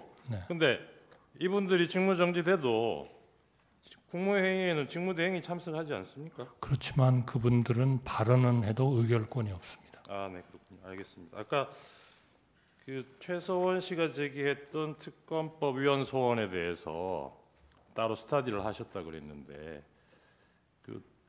보고 신문만 보셔서 그런지 이 사건 결정 요지가 뭐였는지 기억나십니까? 네, 결정 요지를 네. 저희가 읽었다고 생각합니다. 예, 결정 요지에 보시면 사건의 특수성, 수사 대상과 인명 관여 주체와의 관련성, 그 정도, 그리고 특검의 독립성, 중립성 확보 방안 이런 것들을 여러 가지 고려를 해서 국회가 입법 재량에 따라 결정할 사항이다. 이게 결정 요지입니다. 아마 그것은 네, 최서원 씨의 건이 아니고 또 딴 건이 또 하나 있습니다. 네, 예. 거기에는 그것도 같이 한번 국회에서 봐주시고요. 의결했다는 것에 역점을 둔 것이고요. 예, 알겠습니다. 최서원 씨의 그리고 그것은 임기 개시 이틀 만에 탄핵 소추된 이 공무원 고위직 있다고 그러셨는데 그게 아마 방송통신위원장 말씀하시는 건가요? 네, 그렇습니다. 예. 그분 결정에 인용 의견, 기각 의견 비율이 어땠는지는 혹시 아십니까? 거기까지는 제가 자세히 공부는 예. 안 했습니다. 8분 중에 4대 4였습니다. 네. 한 분만 인용 의견이 더 나왔으면 탄핵이 인용되는 상황이었어요. 그러니까 재임 기간이 며칠이나 그게 중요한 게 아니고 헌법 위반, 법 위반의 정도가 중요한 거죠. 그리고 탄핵 소추만으로 직무 정지되는 것에 대해서 아까 탄핵 남발 관련해서 답변을 이런 입법례도 잘 없는 것 같고 의문이라는 취지로 말씀을 하셨는데 지금 피청구인이 이 계엄 사태로 지금 탄핵 소추된 거 보고도 그 생각이 같은 생각이십니까? 죄송합니다. 제가 지금 뒷부분을 잘 못. 피청구인 같은 경우에 지금 내란죄로 기소되어 있는 이런 사안에 대해서도 탄핵 소추되고도 그 자리에 직무정지 안 시키고 그 자리에 두는 게 맞다고 생각하세요? 글쎄요, 제가 그 문제에 대해서 판단을 할 자리에 있지는 않다고 생각합니다. 네, 이상입니다. 네, 추가 신문하십시오. 그 추가 신문 전에 잠깐 의견을 한 가지 말씀을 좀 드리겠습니다.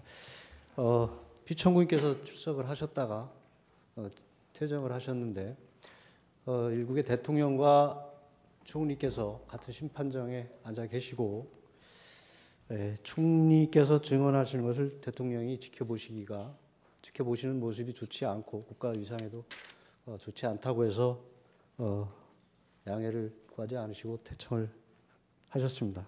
변호인들과 상의만 하고 퇴청을 하셨는데 이 점에 대해서 양해의 말씀을 드리겠습니다. 네, 알겠습니다. 추가 신문하십시오.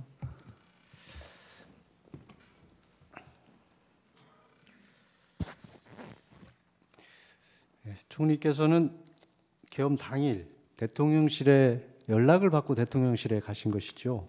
예, 그렇습니다. 당시 대통령실에 도착하셔가지고 대통령과 혹시 어떤 대화를 나누셨는지 기억을 하시나요? 그때 제가 이 계엄이 우리나라의 경제나 신인도에 굉장히 영향을 미칠 거기 때문에 좀 반대 의사를 좀 말씀드렸습니다. 그 대통령께서는 총리께 연락을 하신 것이 결국은 계엄에 대한 논의를 하기 위해서 연락을 하신 것은 맞는 것이죠. 저는 그건 절대로 듣지도 못했고 어떤 이유로 부르시는지는 몰랐습니다. 그러니까 사전에 아신 게 아니라 불러서 연락을 하셔서 가셨고 가셨을 때 논의의 주제가 대화가 계엄이었던 것은 맞느냐고 말씀드리는 겁니다. 이제 저희가 들어가니까 그런 말씀을 하셨습니다. 대통령은 비상계엄을 위한 국무회의가 필요했기 때문에 국무위원들에게 연락을 한 것이고 총리께서 도착하신 이후에도 지속적으로 연락하여 국무위원들이 속속 도착하셨고 실제 대통령께서 비상계엄을 선포하기 위해서 대통령실에 나가시기 전까지 총리를 비롯한 국무위원들께서 계엄에 대한 논의를 지속적으로 하고 있었던 것은 맞지요. 걱정하고 우려하고 그러면서 있었습니다. 예.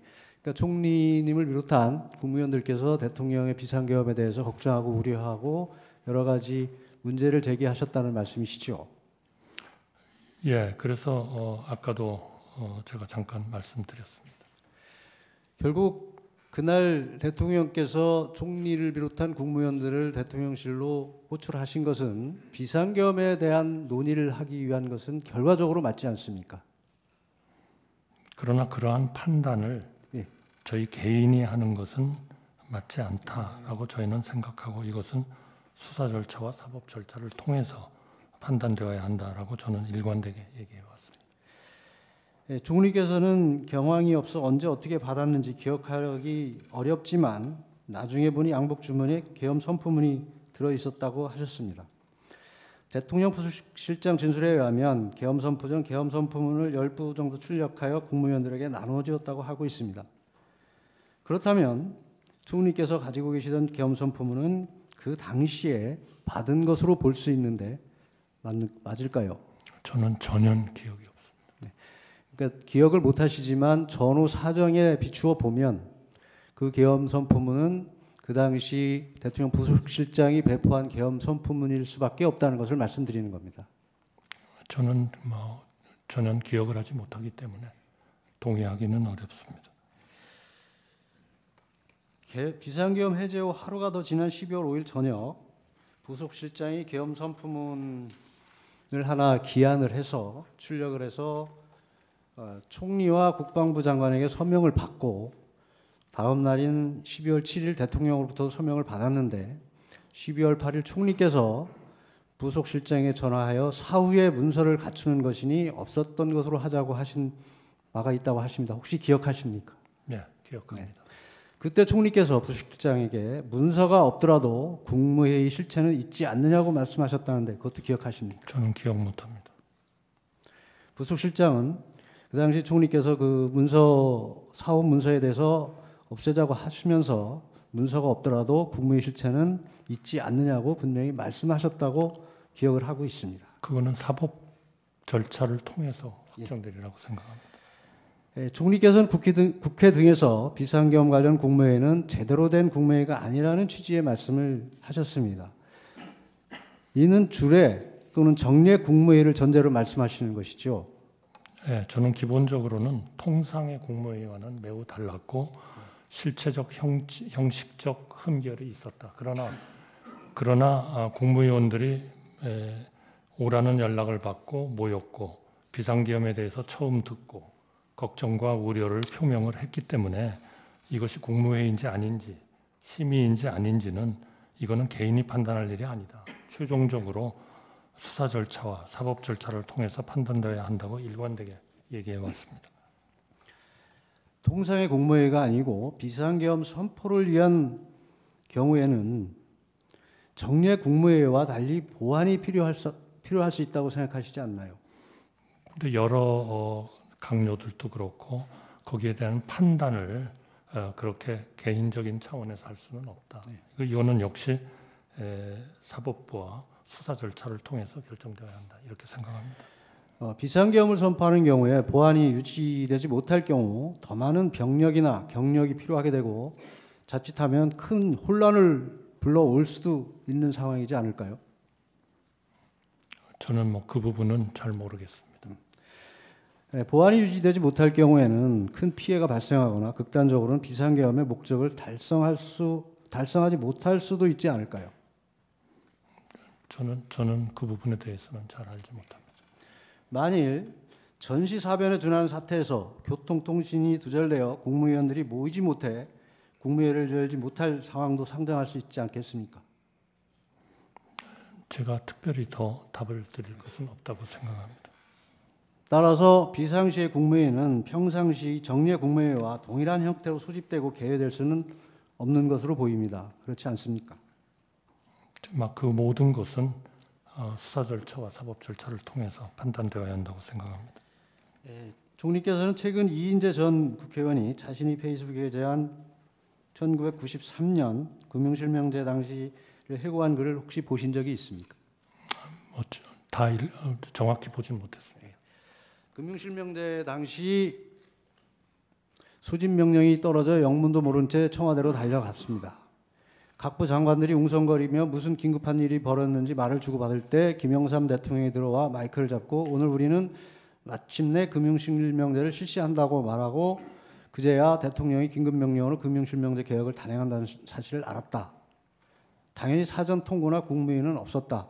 그렇지만 위원회 소지가 문제가 되었지만 전부 합헌이라는 결정을 받았다. 이런 내용이었습니다. 혹시 기억나십니까? 제가 특별히 언급할 그런 의제는 아닌 것 같습니다. 그렇게 본다면 이 사건 비상계엄 선포 전에 총리께서 대통령실에 연락을 받고 들어가셔서 비상계엄에 대한 논의가 있었고 또 국무위원들도 속속 도착을 해서 함께 비상계엄에 대한 논의를 하고 의견을 개진을 하였습니다. 실질적인 국무회의가 이루어진 것이라고 볼 수 있지 않겠습니까? 그 부분이야말로 개인이 판단할 일은 아니라고 생각하고 수사 절차와 사법 절차를 통해서 판단되어야 한다고 생각합니다. 그 당시 상황과 관련해서 여쭤보겠습니다. 당시 외교부 장관이 대통령에게 외교 관계에 영향을 끼치는 것이 너무 크다며 만류한 사실은 혹시 기억을 하십니까? 제가 나중에 국회에서 외교부 장관이 발언하는 것을 들었습니다마는 저는 그 자리에서 외교부 장관이 한 얘기는 제가 기억이 나지 않습니다. 당시 대통령이 그런 문제에 대해 안다고 하시면서 대사관에는 잘 설명을 하시라 하고 미국과 일본은 대통령이 직접 설명한다고 한 사실이 혹시 기억나시나요? 제가 기억은 나지 않습니다. 총리와 다른 국무위원들도 대부분 만류하셨고 그 이유는 45년 만에 비상계엄을 국민들이 받아들일 수 있을지, 그리고 우리 경제 외교에 미칠 영향, 향후 야당의 공세로 인한 정무적 부담 등이 있었다고 알고 있습니다. 혹시 그런 논의가 있었는지? 네, 저도 강하게 말씀을 드렸고요. 여러 강요들도 그런 문제를 말씀드렸습니다. 대통령 그 당시 다 안다, 길지 않을 것이다, 다 생각했다, 순간적으로 하는 것이 아니다, 깊이 생각했다, 무엇보다 탄핵 때문에 도저히 안 되겠다, 감사원장, 중앙지검장 탄핵을 하는 마당에 도저히 안 될 것 같다는 얘기를 했다고 하는데 기억나십니까? 그런 취지의 말씀은 하셨습니다만 제가 정확히 그런 그 대통령님의 워딩으로 기억하고 있지는 못합니다. 다만 국가를 위해서 내가 책임지고 나라를 구해야 되겠다, 그런 취지의 말씀을 하신 것으로 기억합니다. 국무위원 11명이 성원된 이후에 대통령이 경제 외교 문제를 내가 왜 생각 안 했겠나, 나도 정말 생각 많이 했다, 하지만 국무위원 한 사람 한 사람이 느끼는 상황에 대한 위기의식, 책임감과 국가를 총괄하는 대통령이 인식하는 상황과 위기감이 다르다는 말을 한 것은 기억하십니까? 네, 그건 기억합니다. 우리 헌법이 정하고 있는 비상계엄의 사유는 전시사변 등 교전 상태뿐 아니라 기타 그에 준하는 이른바 비군사적 국가 비상사태가 있다는 견해에 혹시 동의를 하십니까? 죄송합니다. 다시 한번 말씀해 주시겠습니다. 우리 헌법이 정하고 있는 비상계엄의 사유에는 전시사변 등 교전 상태뿐만 아니라 기타 그에 준하는 이른바 비군사적 국가 비상사태가 있다는 견해에 동의하십니까? 저는 그거를 헌법 조문으로서는 읽었습니다만 예. 정확히 그것이 어떻게 해석이 되고 어떻게 적용이 되어야 하는지에 대해서는 제가 잘 알고 있지 못합니다.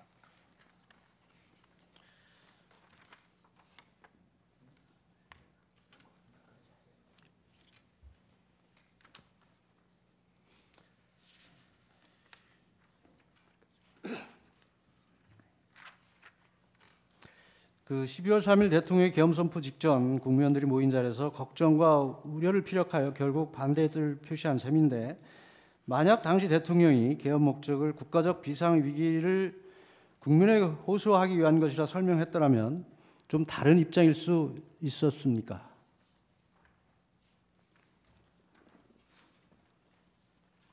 지금 저한테 물어보셨습니다. 저는 그 문제에 대해서 제가 판단하고 싶지는 않습니다. 비상계엄을 선포하면서 계엄의 형식을 빌린 호소형 계엄이라는 사실을 사전에 밝힐 수는 없었던 것이죠.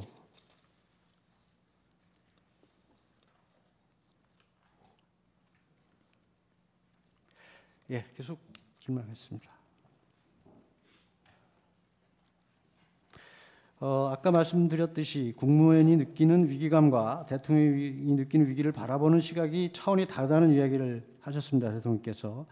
총리께서는 14일간 대통령 권한대행이셨는데 짧은 기간입니다만 대통령으로서 느꼈을 무게감에 조금이라도 더 공감하신 바가 있으신지요? 저는 분명히 국가 원수로서 대통령이 느끼는 그런 국정에 대한 의무감은 더 크시리라고 생각합니다.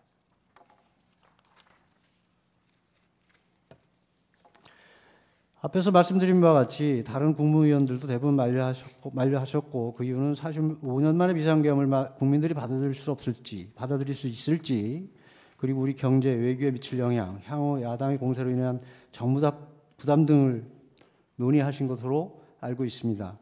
그렇다면 그 당시 대통령실 그 대회의실에 모여서 논의한 것은 비상계엄에 관한 것이 주제이고 국무위원들께서 또 총리께서 충분히 본인들이 가지고 있으신 의견을 대통령께 개진한 것으로 보이십니다. 실제 정례 국무회나 정례 국무회에서 이렇게 실질적인 논의가 이루어지는 경우가 있습니까?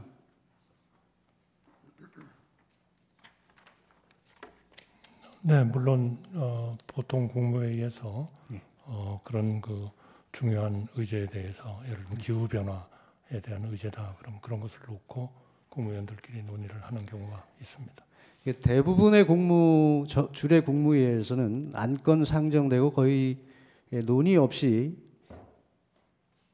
단시간 내에 종결되는 것이 상례이지 않습니까? 통상의 국무회의에 안건 처리 국무회의는 그렇게 됩니다만 그러나 그 특정 주제를 놓고 논의를 하는 경우도 물론 있습니다. 이 사건 비상계엄 관련해서 국무회의 이제 총리께서는 정례 국무회의에 비교해서 그것을 전제로 해서 형식이나 절차 부분에서 미진한 부분을 말씀하시고 있는 것 같습니다. 비상시의 국무회의는 평상시에 정례 국무회의와는 다를 수밖에 없다고는 생각하십니까? 그런 부분은 개인이 판단할 수는 없다고 생각합니다. 수사 절차와 사법 절차를 통해서 판단되어야 한다고 생각합니다. 총리께서는 이명박 정부 시절 주미대사를 하셔서 통상위기의 중요성을 잘 아시지요? 네, 그렇습니다. 트럼프 정부가 얼마 전에 출범을 했습니다. 트럼프 정부와의 관계에서 대통령의 역할이 매우 중요하다고 생각하시지는 않는가요? 매우 중요합니다. 지금 미중 패권 전쟁을 비롯한 각종 국제 정세가 어렵습니다. 이런 때 대통령이 고리되고 있다는 것은 굉장한 위기 상황으로밖에 볼 수 없습니다. 비상계엄이 선포된 것도 국헌 문란과 여러 가지 사회 혼란, 국정 마비 이를 극복하기 위한 것이었습니다. 이건 탄핵도 조속히 종결하여 대통령이 복귀하여 이런 위기 상황을 다시 극복해야 된다고 생각하지 않으십니까? 대통령의 그런 그 국정에 있어서의 참여하지 못하는 것은 우리나라의 전체적인 그 외교에 있어서 분명히 어려움을 주고 있는 건 사실입니다. 감사합니다. 추가 질문하십시오.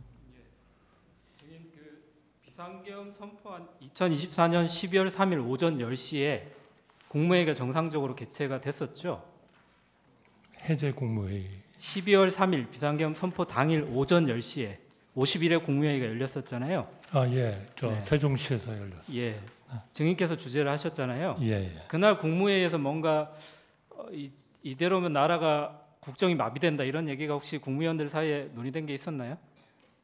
그때 그러한 차원의 얘기보다는 일반적으로 우리 그런 얘기가 네. 있었던 건 아니고 정상적으로 진행된 통상적인 그렇습니다. 국무회의였던 거죠. 그때 증인께서 그 국무회에서 이런 말씀을 하셨더라고요. 내년도 예산안이 하루라도 빨리 여야 간 합의를 거쳐 처리될 수 있도록 국회 초당적 협력을 다시 한번 당부드린다. 이런 말 기억하시죠? 네, 그렇습니다. 국회의장도 바로 전날에 예산안을 12월 10일까지 여야 간에 합의해서 좀 처리할 수 있도록 해달라 이렇게 말씀하셨잖아요. 네. 근데 증인이 이제 오전 10시에 국무회의에서 12월 3일 날 오전 10시에서 국무회의에서 예산안에 대해 국회가 초당적 협력을 해달라 이렇게 얘기를 하고 피청구인이 그로부터 12시간 뒤에 대국민 담화문에서 예산 폭거는 한마디로 대한민국 국가재정을 농락하는 거다. 지금 우리 국회가 범죄자 집단의 소굴이 됐다 하면서 비상계엄을 선포하셨거든요.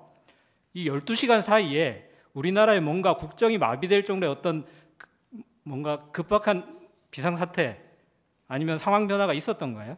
증인이 국정을 운영하는 책임자로서? 제가 그 상황에 대해서는 아는 바가 없습니다. 특별한 상황 변화는 없었다는 증인이 생각하기에는 그렇게 이해를 하면 되겠죠. 제가 뭐라고 답변할 수 있는 그런 상황이 아니라고 알겠습니다. 생각합니다. 피청구인은 보면 그 비상계엄 선포 담화문에서 국회를 지칭해서 여러 가지 표현을 사용하시는데요. 범죄자 집단의 소굴, 자유민주주의 체제를 붕괴시키는 괴물, 종북 반국가 세력, 폐악질을 일삼은 망국의 원흉 이런 표현을 쓰셨는데 반면에 증인은 여야 간의 협치를 굉장히 강조하시는 것 같아요. 그런데 비상계엄 선포 이전에 피청구인이 증인한테 국회에 대해서 이렇게 좀 표현하신 적이 있으신가요? 그런 표현을 정확하게 네. 말씀하신 것은 제가 기억하지 못합니다. 네, 회의석상에 이렇게 개인적으로 만나실 때도 기억하신 적은 없으시잖아요. 네, 그렇죠? 그런데 그러나 국정에 네. 대한 걱정, 네. 좌절 그런 것들은 예, 상당히 걱정을 하셨던 거지 네, 국회를 이렇게 표현하지는 않으셨다는 거잖아요. 네, 네. 근데 이런 국회가 반국가 세력이라고 하는 담화문의 비상계엄 선포 담화문의 내용에 대해서 증인께서는 좀 동의를 하시나요?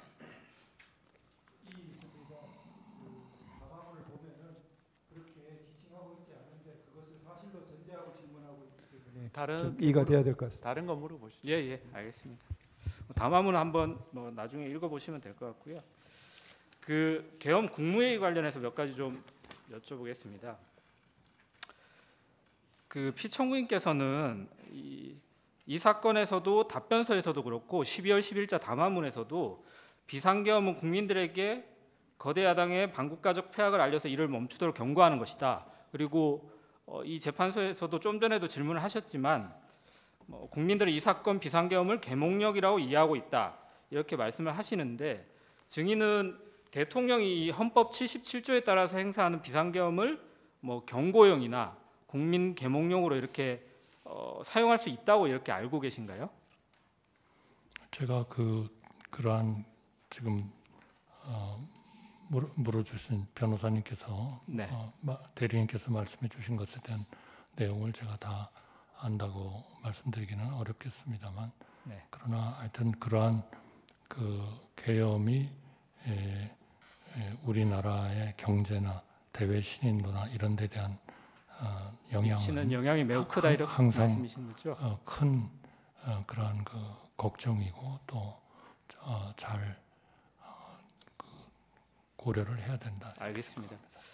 그러면 피청구인이 이 본 재판에서도 비상계엄 선포 후에 반나절 이내에 비상계엄 해제가 될 걸로 예상했다 이런 말씀도 하시거든요. 혹시 그 12월 3일 날 비상계엄 선포 전에 그 대적견실 회의라고 할지 간담회라고 할지 그 자리에서 피청구인이 국무위원이나 혹은 증인에게 이 비상계엄을 선포하지만 반나절이면 해제될 것이다 이런 말을 하신 적이 있나요? 들어본 적 없습니다. 예. 아까 그 금융실명제 관련해서 몇 가지 말씀을 하셔가지고 당시에 93년도 8월달에 증인께서 대통령 비서실 그 통상산업비서관으로 재직하고 계셨죠? 네. 네. 그때 국가기록원 소장 자료를 보니까 그 재무부가 93년도 8월 12일 날 긴급 재정경제명령 의안을 제출하면서 의안 번호가 391호로 부여가 됐는데요. 이번 비상계엄은 의안 번호가 따로 부여되지도 않았죠. 네, 배부되지 않은 것으로 알고 있습니다. 예, 의안 번호가 부여되지 않았다는 말씀이시죠. 근데 긴급 재정경제명령하고 비상계엄이 이제 헌법상 요건은 조금 다른데 긴급 재정경제명령도 대통령은 지체 없이 국회에 보고해서 승인을 받아야 된다. 그리고 비상계엄도 대통령은 지체 없이 국회에 통고해야 한다. 이렇게 헌법에 76조, 77조가 규정돼 있는데요. 개헌법에도 국회가 폐회 중일 때는 대통령이 지체 없이 국회에 집회를 요구해야 된다. 이렇게 되어 있거든요. 혹시 이거 알고 계신가요? 비상계엄을 선포하고 나면 국회가 만약 폐회 중이면 국회 집회를 요구해야 된다. 그래서 비상계엄 해제를 할지를 국회가 판단하도록 빠르게 요구해야 된다. 이런 취지이거든요. 알고 계신가요? 네, 그때는 몰랐고요. 지금은 알고 계시죠? 사고적으로. 네. 근데 그래서 이제 93년도 8월 12일에도 김영삼 대통령이 담화문을 발표하면서 금융실명제에 대해서 대통령의 긴급명령을 심의하기 위해서 임시국회 소집을 요청한다 이렇게 공식적으로 얘기를 하거든요. 근데 피청구인이 이번 비상계엄 선포 담화문에는 이런 국회에 대해서 소집을 해달라, 우리가 그 비상계엄 선포를 하니까 여기에 대해서 국회가 좀 판단해 달라 이런 내용은 없었던 건 알고 계시죠? 제가 정확히 알지 못합니다. 담화문 내용이 기억이 정확히 안 나시나요? 네. 비상계엄 선포 네. 담화문. 네, 그런 내용이 없었는데 담화문에서 요청하진 않지 않았나 싶습니다. 네. 그러면 당연히 비상계엄 선포 전 아까 그 간담회에서도 따로 국회 비상계엄 선포 사실을 통고해야 된다. 그래서 국회 회의 소집을 요구해라 이런 지시를 하거나 얘기를 하신 사실도 없으시겠네요, 피청구인이? 저는 그 지시를 받은 바가 없습니다. 예, 알겠습니다. 그 비상계엄 선포 다음 날 2024년 12월 4일에 오후에 피청구인이 증인하고 한동훈 국민의힘 대표 등과 이제 대통령실에서 후속 대책을 논의했다는 보도가 있었는데요. 그때 참석하셨잖아요. 네. 뭐 여러분들이 가셨던 것 같은데 보도에 따르면 진지하게 현 상황에 대해 논의했으며 견해차가 드러나지 않았다 이렇게 보도가 됐는데 혹시 이 견해차라고 하는 것이 비상계엄 선포가 위헌 위법하다 이거에 대해서 서로 견해차가 없었다는 것인가요? 증인도 이 비상계엄 선포는 정당하다 이렇게 동의하셨다는 건가요? 비상계엄의 어떤 위법 위헌 이런 논의는 저는 없었던 것으로 기억합니다. 그러면 이후에 어떻게 할 것인가를 논의하셨다는 거죠? 국정 안정 네. 뭐 이런 쪽이 중심. 알겠습니다. 그날 이제 한동훈 대표가 최근 출간한 책에서 12월 4일 날 그 피청구인과 또 증인과 만난 자리에서 피청구인이 한동훈 대표에게 국회 해산도 할 수 있었는데 국회 해산을 하지 않았다 이렇게 말씀을 하셨다고 해요. 근데 피청구인이 당시에 그 모임에서 내가 비상계엄 선포 후에 국회 해산을 할 수 있었는데 안 했다 이런 말씀 들은 기억이 있나요? 없습니다. 한동훈 대표가 같은 책에서 그런 얘기도 하는데요. 당시 한동훈 대표가 피청구인한테 왜 나를 체포하려고 했냐 이렇게 물어보니까 피청구인이 만약 정치인 체포를 하려 했으면 방첩사령부를 동원했을 텐데 이번 계엄에서 방첩사를 동원하지 않았다 이렇게 말했다고 이제 책에서 썼다고 하시는데요. 그런 발언도 혹시 들으신 적 있으신가요? 제가 기억을 못합니다. 알겠습니다. 그 증인이 2024년 12월 11일 국민께 드리는 말씀에서 증인께서는 비상계엄 선포에 일관되게 반대했지만 막지 못했다. 그래서 깊이 자책하고 있다라고 했는데 비상계엄 선포 후에도 피청구인이 탄핵되기 전까지는 뭐 많은 시간이 있었잖아요. 그 시간 동안 피청구인한테 비상계엄 선포가 좀 잘못됐다 이런 내용에 대해서 정식으로 좀 의견을 말씀드린 적이 있으신가요? 이미 해제가 됐기 때문에 네. 그러한 논의는 많이 하지 않았습니다. 아예 논의 자체를 안 하셨다는 건가요? 그때의 가장 중요한 거는 어떻게 하면 수습을 할 건가 이런 재정, 문제였다는 거죠. 경제 이런 알겠습니다. 쪽에 그러면 수습을 할 거냐. 증인이 어제 열린 증인에 대한 그 탄핵 심판 변론기일에서도 비상계엄 선포 당시 피청구인을 설득하지 못해서 국민들한테 송구하다 이런 말씀도 하셨는데요. 증인이 생각하기에 당시에 피청구인을 좀 설득하지 못한 이유가 어떤 거라고 생각하시나요? 그래서 대통령에 대한 그런 그 소위 나라를 구해야겠다는 그 의지 이런 것들이 결국 강했기 때문에 설득하지 못했다. 우리가 설득을 못한 거 아닌가 그렇게 생각합니다. 근데 이제 피청구인은 증인께서는 이제 비상계엄이 뭐 절차적 실체적 흠결이 있다 이런 정도의 표현을 하시면서 그 당시에 반대했다고 하시는데 피청구인은 그 이후에도 그렇고 이 법정에서도 그렇고 여전히 이제 야당의 폐악질로 국정이 마비가 돼서 비상계엄 선포한 행위가 정당하다 이렇게 주장을 하고 계시는데 증인이 이런 피청구인의 입장에 대해서 향후에 이렇게 다시 동일한 방법으로 설득이 가능하실까요? 그 문제에 대해서는 제가 뭐좀 답변 드리는 게 적절하지 않을 것 같습니다. 네, 알겠습니다. 제가 예산 관련해서 아까 증인이 말씀하신 부분이 있어서 지난번 그 경제수석 나오셨을 때도 동일한 말씀하셔서 제가 좀 놀랐는데요. 그러니까 아까 원전 생태계 예산이 야당이 삭감을 했다. 이거 누구한테 보고를 받으신 걸까요? 제가 지금 두 가지를 네. 말씀을 드린 겁니다. 그러니까 그 차세대 네. 원전 개발 관련 예산 알겠습니다. 그리고 그러면 제가 원전 생태계 지원 예산 지난번에 그 산자부 장관이 국회 산자위에 2024년 12월 19일 출석해서 한 내용에 대해서 그 경제수석에도 말씀을 드렸는데 당시에 산자부 장관이 국회에 나와서 야당이 원전 생태계 지원 예산을 삭감하고 체코 원전 수출 지원 예산은 무려 90%를 깎아버렸다 이렇게 담화문에 12.12 담화문에 기재되어 있는데 산자부 장관이 이에 대해서 산업부의 원전 관련된 예산은 4,887억 그대로 있다. 대통령의 담화문 내용은 잘못된 것이다. 라고 이렇게 발언한 내용은 알고 계신가요? 뭐 제가 알고 있지 못합니다. 네, 이 부분은 좀 확인을 해주셔야 될 것 그러나 같고요. 요 부분은 네. 아니 그러니까 원전 확인을- 생태계 관련 예산이 제가 네. 그래서 아마 프로젝트가 여러 개가 있었을 텐데요. 그러니까 산자부 장관이 차세대- 한 발언에 대해서는 한번 차후에 한번 확인을 해보시면 네, 좋을 것 그렇게 같고요. 하겠습니다. 그 피청구인의 그 12월 3일 담화문하고 12월 10일 담화문은 혹시 누가 쓴 건지는 알고 계신가요? 그거는 모르겠습니다. 통상 이 메시지 비서관이 이 담화문을 쓰나요? 그거는 제가 알지 못합니다. 아니 왜냐하면 이 지금 담화문에 있는 여러 가지 예산 삭감과 관련된 내용이나 간첩법 개정에 관련된 내용이나 국가보안법 이번 22대 국회에서는 국가보안법 관련된 개정 법률안은 하나도 나온 것이 없거든요. 근데 폐지까지 시도하고 있다. 이런 잘못된 팩트에 기반한 담화문들이 대통령의 담화에서 계속 반복되는데 이 부분에 대해서 증인께서도 대통령 권한대행을 얼마 동안 하셨잖아요. 그러니까 대통령에 대한 보고 논의 체계에 대해서 한번 점검하신 적이 없는지를 여쭤보는 거예요.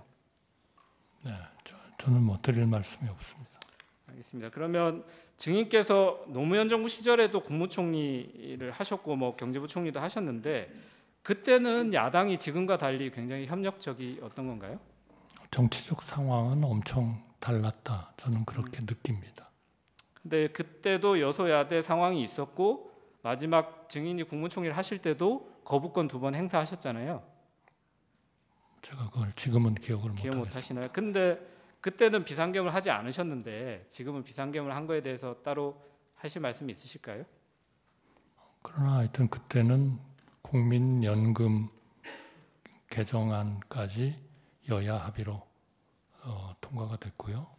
그다음에 그 사학법 굉장히 알겠습니다. 아주 오랜 동안 어려운 과제였지만 그것도 여야 합의로 알겠습니다. 통과를 시켰습니다. 정치적인 상황은 훨씬 더 양극화되지 않았다. 네, 저는 증인. 그렇게 생각합니다.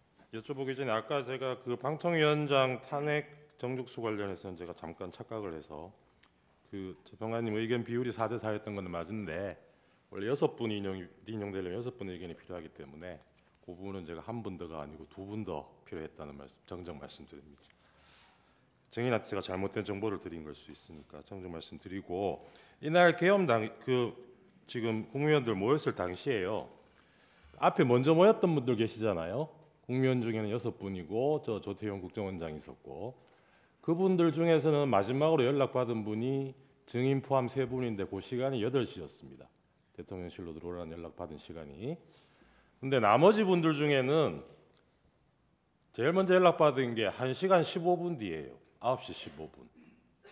그러니까 증인 8시에 전화 받고 8시 45분쯤 들어가셨다는 거잖아요. 그러니까 그때부터 한 30분 동안 증인이 다른 국무위원들 얘기도 한번 들어봅시다. 그 얘기 꺼내실 때까지 그때까지는 다른 국무위원 누가 들어올 때까지 기다리는 상황은 아니었죠. 그건 제가 잘 모르겠습니다. 증인은 어떠셨냐고요? 증인도 그때 다른 국무위원들 추가로 더 오기를 기다리고 있던 상황이었어요? 아니죠. 아닙니다. 저는 네. 대통령님께 알겠습니다. 좀 더 국무위원들을 더 그리고 아까 그 계엄 해제 국무회의 할 때요. 제안하겠습니다. 예. 증인, 그 보통 국무위원들이 간담회를 하는 경우가 있죠. 예, 있습니다. 그러니까 국무회의 끝나고 나서 간담회를 하죠. 대개 그렇습니다. 그러면 국무회의와 간담회는 어떤 차이가 있습니까? 국무위원 간담회는 뭐 지금부터 개의를 합니다. 뭐 폐회를 합니다. 그리고 뭐 안건을 뭐 필요하면 내기도 하겠지만 안건이 없이 그냥 구두로 얘기하는 경우도 있고요. 그다음에 기록을 하지 않습니다. 그러니까 개의합니다, 폐회합니다 이런 얘기 안 한다는 안 거죠? 합니다. 예. 간담회는 그런 게 없습니다. 지금 이 사건 비상계엄 전에 대통령실에서 있었던 그 회의가 있잖아요. 그 회의에 대해서 증인은 수사기관이나 아니면 국회에서 간담회 정도로 본다 이렇게 말씀하신 적은 있으시죠? 그러니까 그거는 맞습니다. 말씀드린 적이 있고요. 그거는 기본적으로는 통상적인 국무회의하고는 달랐다 하는 그런 취지에서 그렇게 말씀을 드렸습니다. 예. 그런데 이제 그 증인께서는 그래서 이게 국무회의였느냐 아니냐 하는 것은 뭐 수사 절차나 사법 절차에서 정화해야 될 것이다 이렇게 말씀하셨죠. 네, 이제 그런데 이제 이게 지금 사법 절차잖아요. 네. 이제 오늘 이 재판이 이제 그런데 저희가 그 증인에게 바라는 것은 뭐냐면 증인에게 그런 사법 절차에 있어서의 그런 판단을 대답해 달라는 게 아니고요. 증인의 개인적인 생각을 얘기해 달라는 겁니다. 증인께서는 어떻게 생각하시나요? 그러나 저는 이제 그 판단, 그거는 사실 개인적으로 하기는 굉장히 어려운 일이다라는 말씀을 드리고 아마 많은 장관들이 이 국무회의를 한 것이 어떤 성격을 갖느냐 했을 때 항상 얘기한 거는 뭔가 판단은 어떨지는 모르겠습니다만 이러면서 아마 답변들을 많이 하신 걸로 제가 그렇게 파악을 하고 있고요. 그래서 저도 이제 가끔 간담회로 본다든지 국무회의가 아닌 게 맞지요 이런 질문을 의원님들이 하시면 저도 거기에 상당히 동감합니다. 뭐 이런 얘기를 했습니다만 기본적으로는 그거는 하여튼 통상의 국무회의와는 달랐다 하는 것에 대한 그 취지를 말씀드린 거다 하는 말씀을. 그런데 이제 그날 참석자들 말씀을 들어보면 그 이제 최상목 장관께서는 그곳에 모여 있는 상황이 국무회의라는 생각도 하지 못하였습니다. 이렇게 말씀하셨고요. 그 조태열 외교부 장관께서는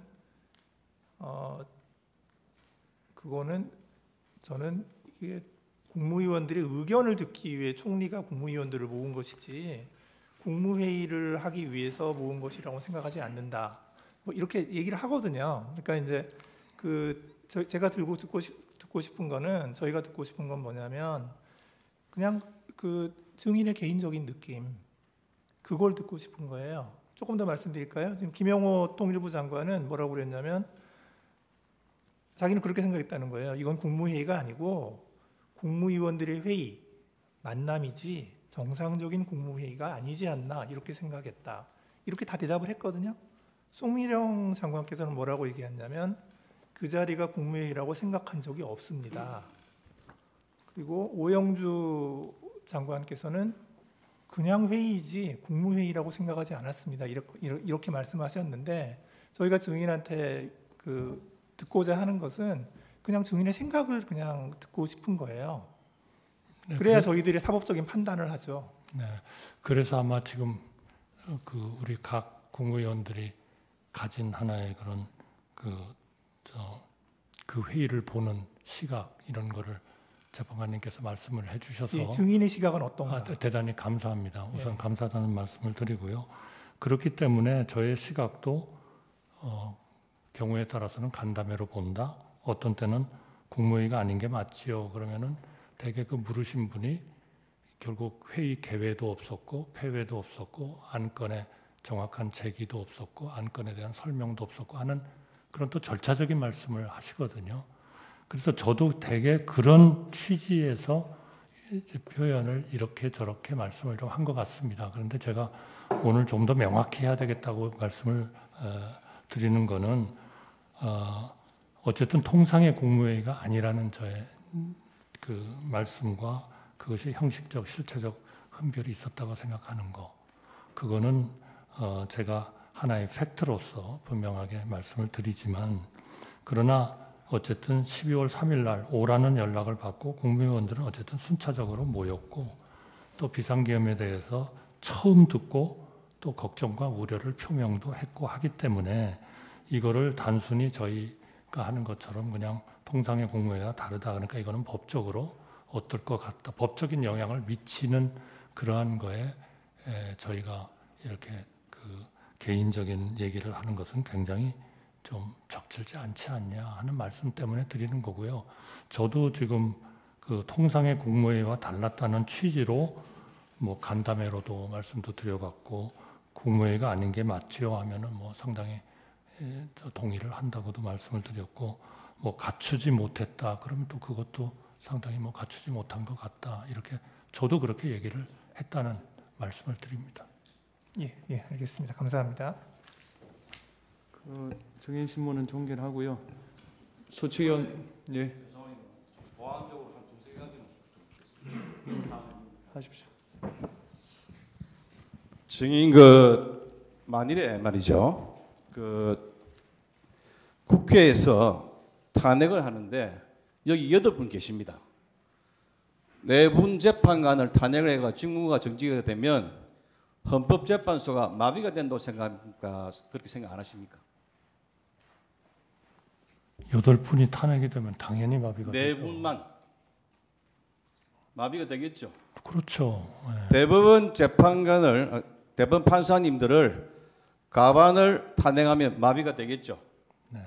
그러면 이것이 그 비상계엄의 요건인 그 국가 비상사태에 준한다고 볼 수 있습니까? 어떻습니까? 그렇게 볼 여지가 있습니까? 제가 그거를 법적으로 아니 정의 생각을 이야기해 보세요. 아니, 법적으로 판단을 해야 될 텐데요. 네. 그거를 제가 그러한 그 법적인 판단을 제가 하는 것은 적절치 않다고 생각합니다. 지금 이번 사건과 같은 비상계엄 선포에 대해서 묻겠습니다. 이번과 같은 비상계엄 선포를 절차를 지켜서 국무위원들 차례로 불러서 찬반 토의를 해가지고 결정하는 것이 맞는다고 생각합니까? 안 그러면 대통령이 결단을 해서 국무회의를 소집해가지고 설득해서 정하는 그런 절차가 옳다고 생각하십니까? 제가 그런 그 가상적인 거를 예로 들어가지고 제가 얘기하는 건 적절치 않을 것 같습니다. 11명이 모였죠. 저는 그렇게 들었습니다. 그게 의사 정족수입니까? 그렇다고 생각합니다. 숫자적으로 그러면 봤을 땐. 본래는 이게 계엄이 예상된 것이 선포가 10시인데 한 10시 27분까지 시간을 계속 지체했습니다. 왜 그랬습니까? 글쎄, 11명이 올 네. 때까지 기다린 겁니까? 저는 그거는 누가 어떤 사람 어떤 국무위원들을 오시도록 했고 언제 그분들이 오셨고 한 것에 대해서 제가 전혀 파악이 안 돼 있기 때문에 11명이 올 때까지 기다린 건 맞습니까? 저희는 제가 그 국무위원들을 많이 오시게 해서 대통령님께 그 의견을 좀 제시하도록 하려고 했기 때문에 저는 뭐 전체적으로 보면 그분들을 기다리는 것은 저는 뭐 할 수 있는 것이다 이렇게 생각을 했고요. 그거를 하나의 그런 지금 우리 대리인께서 말씀하신 것처럼 그런 시각에서 저는 보지는 않았습니다. 하나만 더 묻겠습니다. 그 먼저 오신 분들은 총리님, 부총리님 또는 국방부 장관 그리고 행안부 장관, 법무부 장관 이 비상계엄과 가장 밀접한 사람부터 먼저 모이셨고 그 뒤에 오신 분들은 조금 이가 떨어진 사람들이었죠. 그래서 결과적으로 11명이 모이니까 국무회의를 했죠. 그건 맞습니까? 저는 그 과정에 전혀 관여를 하지 않았기 때문에 어떤 분을 우선순위로 하고 어떤 분을 나중에 하고 했는지는 저는 모릅니다. 예, 이상입니다. 예. 소추위원 본인 의견 진술하시겠습니까? 아닙니다. 제안하겠습니다. 정인 수고하셨습니다. 돌아가십시오. 휴정하고요. 5시 10분에 속개하겠습니다. 그 이석 사무관 청구인 대리인한테 전달해 주세요.